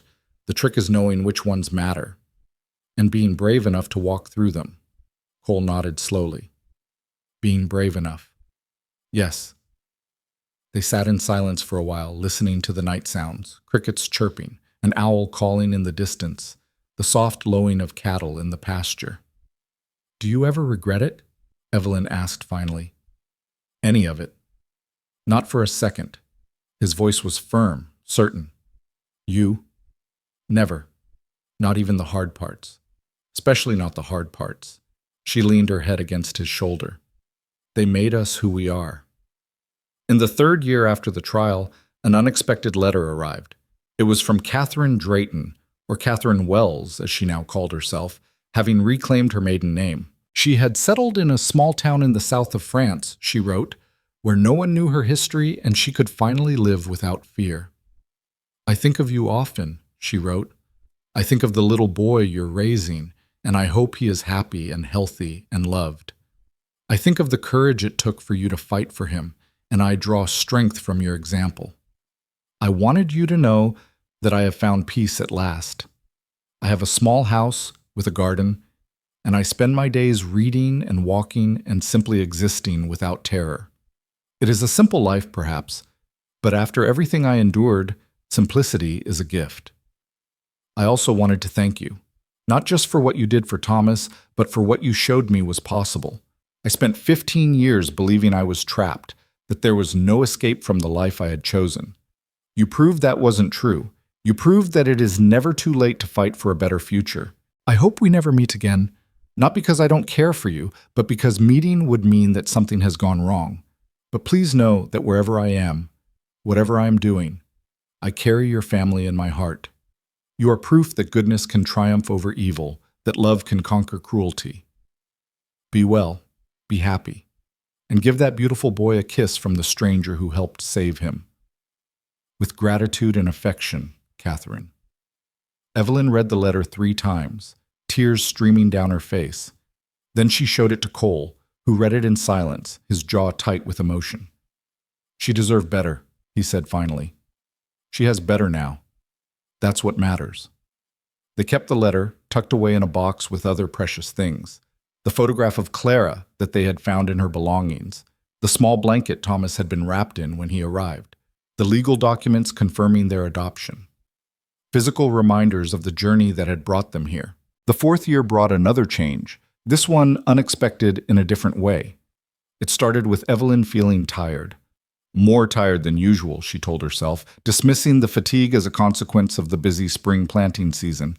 But the tiredness persisted, accompanied by other symptoms she tried to ignore: nausea in the mornings, a sensitivity to certain smells, a tenderness in her breasts that she hadn't felt since. She didn't dare to hope. The doctors had been clear all those years ago. It was almost impossible, they had said. Don't expect miracles. But when a month passed and then another, and the symptoms only grew stronger, she finally gathered the courage to visit Dr. Whitfield in Millbrook. He examined her thoroughly, asked questions she answered with a trembling voice, and then sat back in his chair with an expression she couldn't read. "Mrs. Maddox," he said slowly, "I want you to prepare yourself for some surprising news." "What is it? Am I sick?" "No." A smile broke across his weathered face. "You're pregnant." The word didn't make sense. She heard it, but her mind refused to process it. That's impossible. The doctors said, I know what the doctors said. And they weren't wrong, exactly.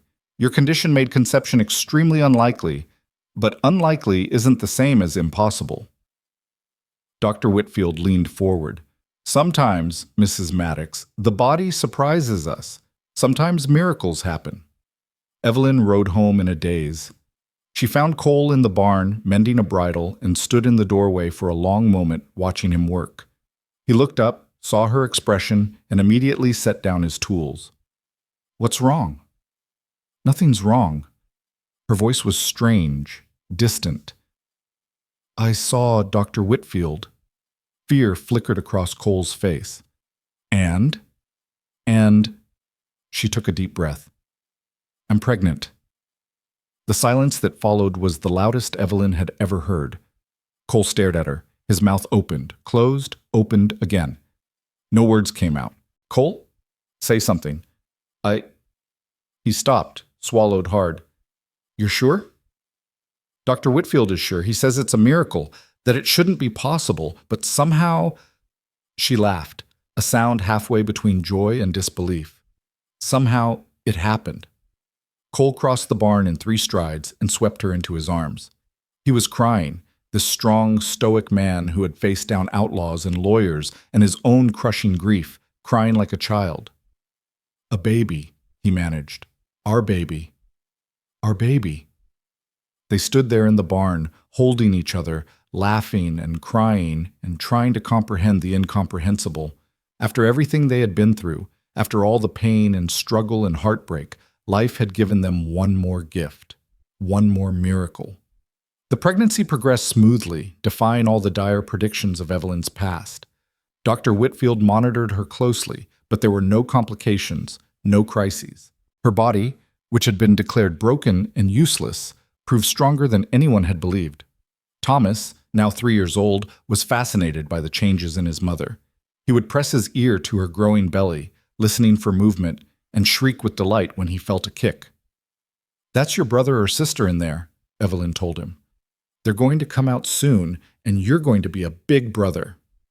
"Big brother," Thomas repeated solemnly, as if accepting a sacred responsibility. "I'll teach them everything." "I know you will." The baby arrived in early October, on a day when the leaves were turning gold and the air had the crisp bite of approaching winter. It was a girl, small and perfect, with her father's dark hair and her mother's determined chin. They named her Clara.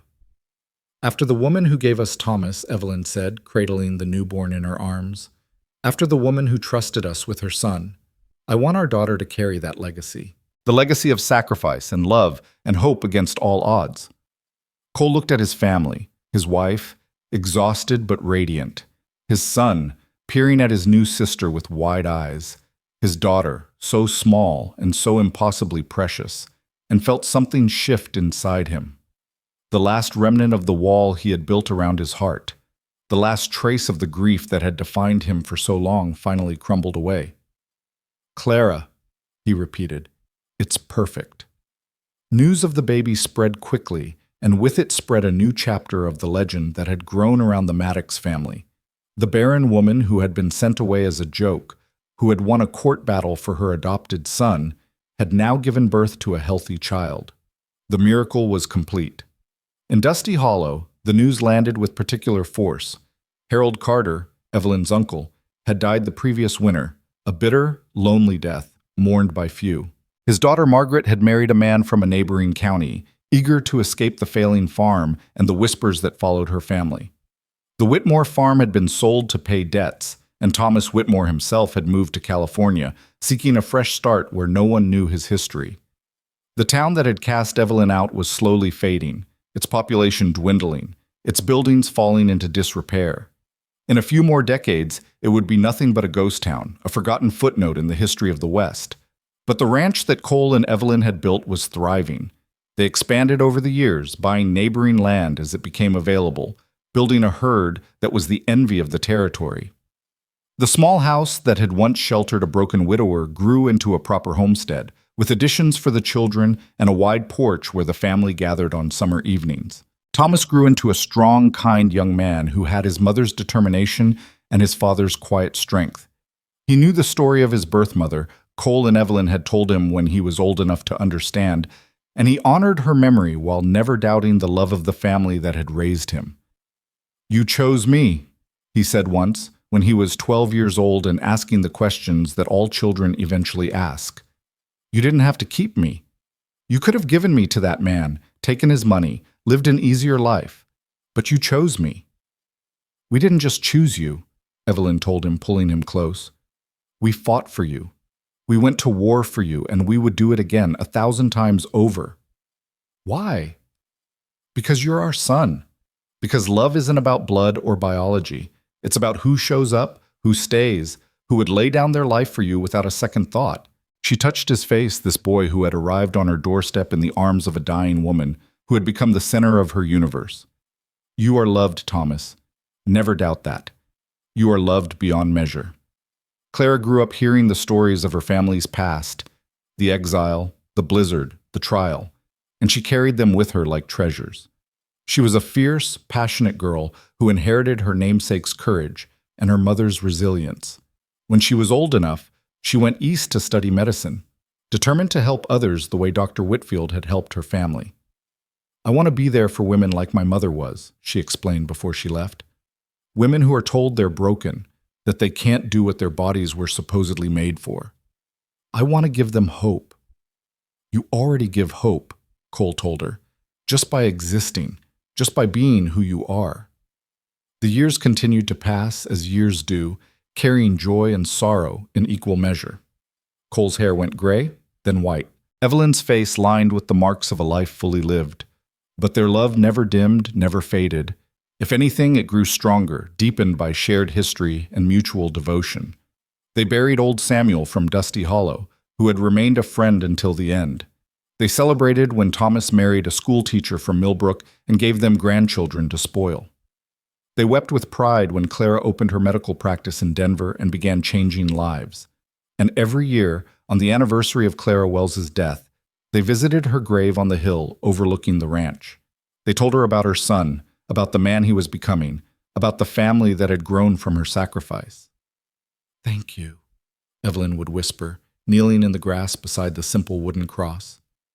"Thank you for trusting us. Thank you for giving us this gift." One evening, late in their lives, Cole and Evelyn sat together on the porch they had shared for nearly 40 years. The sun was setting, painting the sky in shades of orange and pink, and the ranch spread out before them. The fields, the pastures, the house that had sheltered 3 generations. "Do you remember," Cole said, his voice soft and worn with age, "the day you arrived here? Soaked and exhausted, with nothing but a carpet bag and a whole lot of hurt?" Evelyn smiled, the memory both distant and immediate. "I remember being terrified. I remember thinking my life was over. And now?" She looked at him, this man who had been a stranger, then a partner, then a husband, then the love of her life. His face was weathered, his body bent by decades of hard work, but his eyes were the same eyes that had looked at her with such kindness on that first day, when she was nothing but a discarded woman, and he was nothing but a ghost. "Now I know it was just beginning." Cole took her hand, the same way he had 1,000 times before. "They sent you here as a joke," he said. "They thought they were punishing us both. 2 broken people stuck together in the middle of nowhere. And instead? Instead, we built something beautiful, a family, a legacy, a life." Evelyn leaned her head against his shoulder, feeling the steady rhythm of his heartbeat. "The town that cast me out is gone now," she said. "Thomas Whitmore is dead. My uncle is dead. Everyone who laughed at me, who pitied me, who thought I was worthless, they're all gone. But we're still here." "We're still here," Cole agreed, "and so is everything we built." They sat in silence as the sun disappeared below the horizon, watching the stars emerge one by one in the darkening sky. The same stars that had shone down on them that first night, when Evelyn arrived frightened and alone. The same stars that had witnessed their first kiss, their wedding, the birth of their children. The same stars that would continue to shine long after they were gone, illuminating the land that the Maddox family had claimed and cultivated and loved. "Cole," Evelyn said softly. "Yes?" "I love you. I've loved you since the moment you called me your wife in front of that outlaw, even when it was a lie. I've loved you through everything we've faced, and I'll love you until my last breath." Cole turned to look at her, this woman who had transformed his life, who had given him reasons to hope when he had none. "It was never a lie," he said. "Not really. I just didn't know it yet." He kissed her then, gentle and sweet, a kiss that held 40 years of history and a lifetime of love.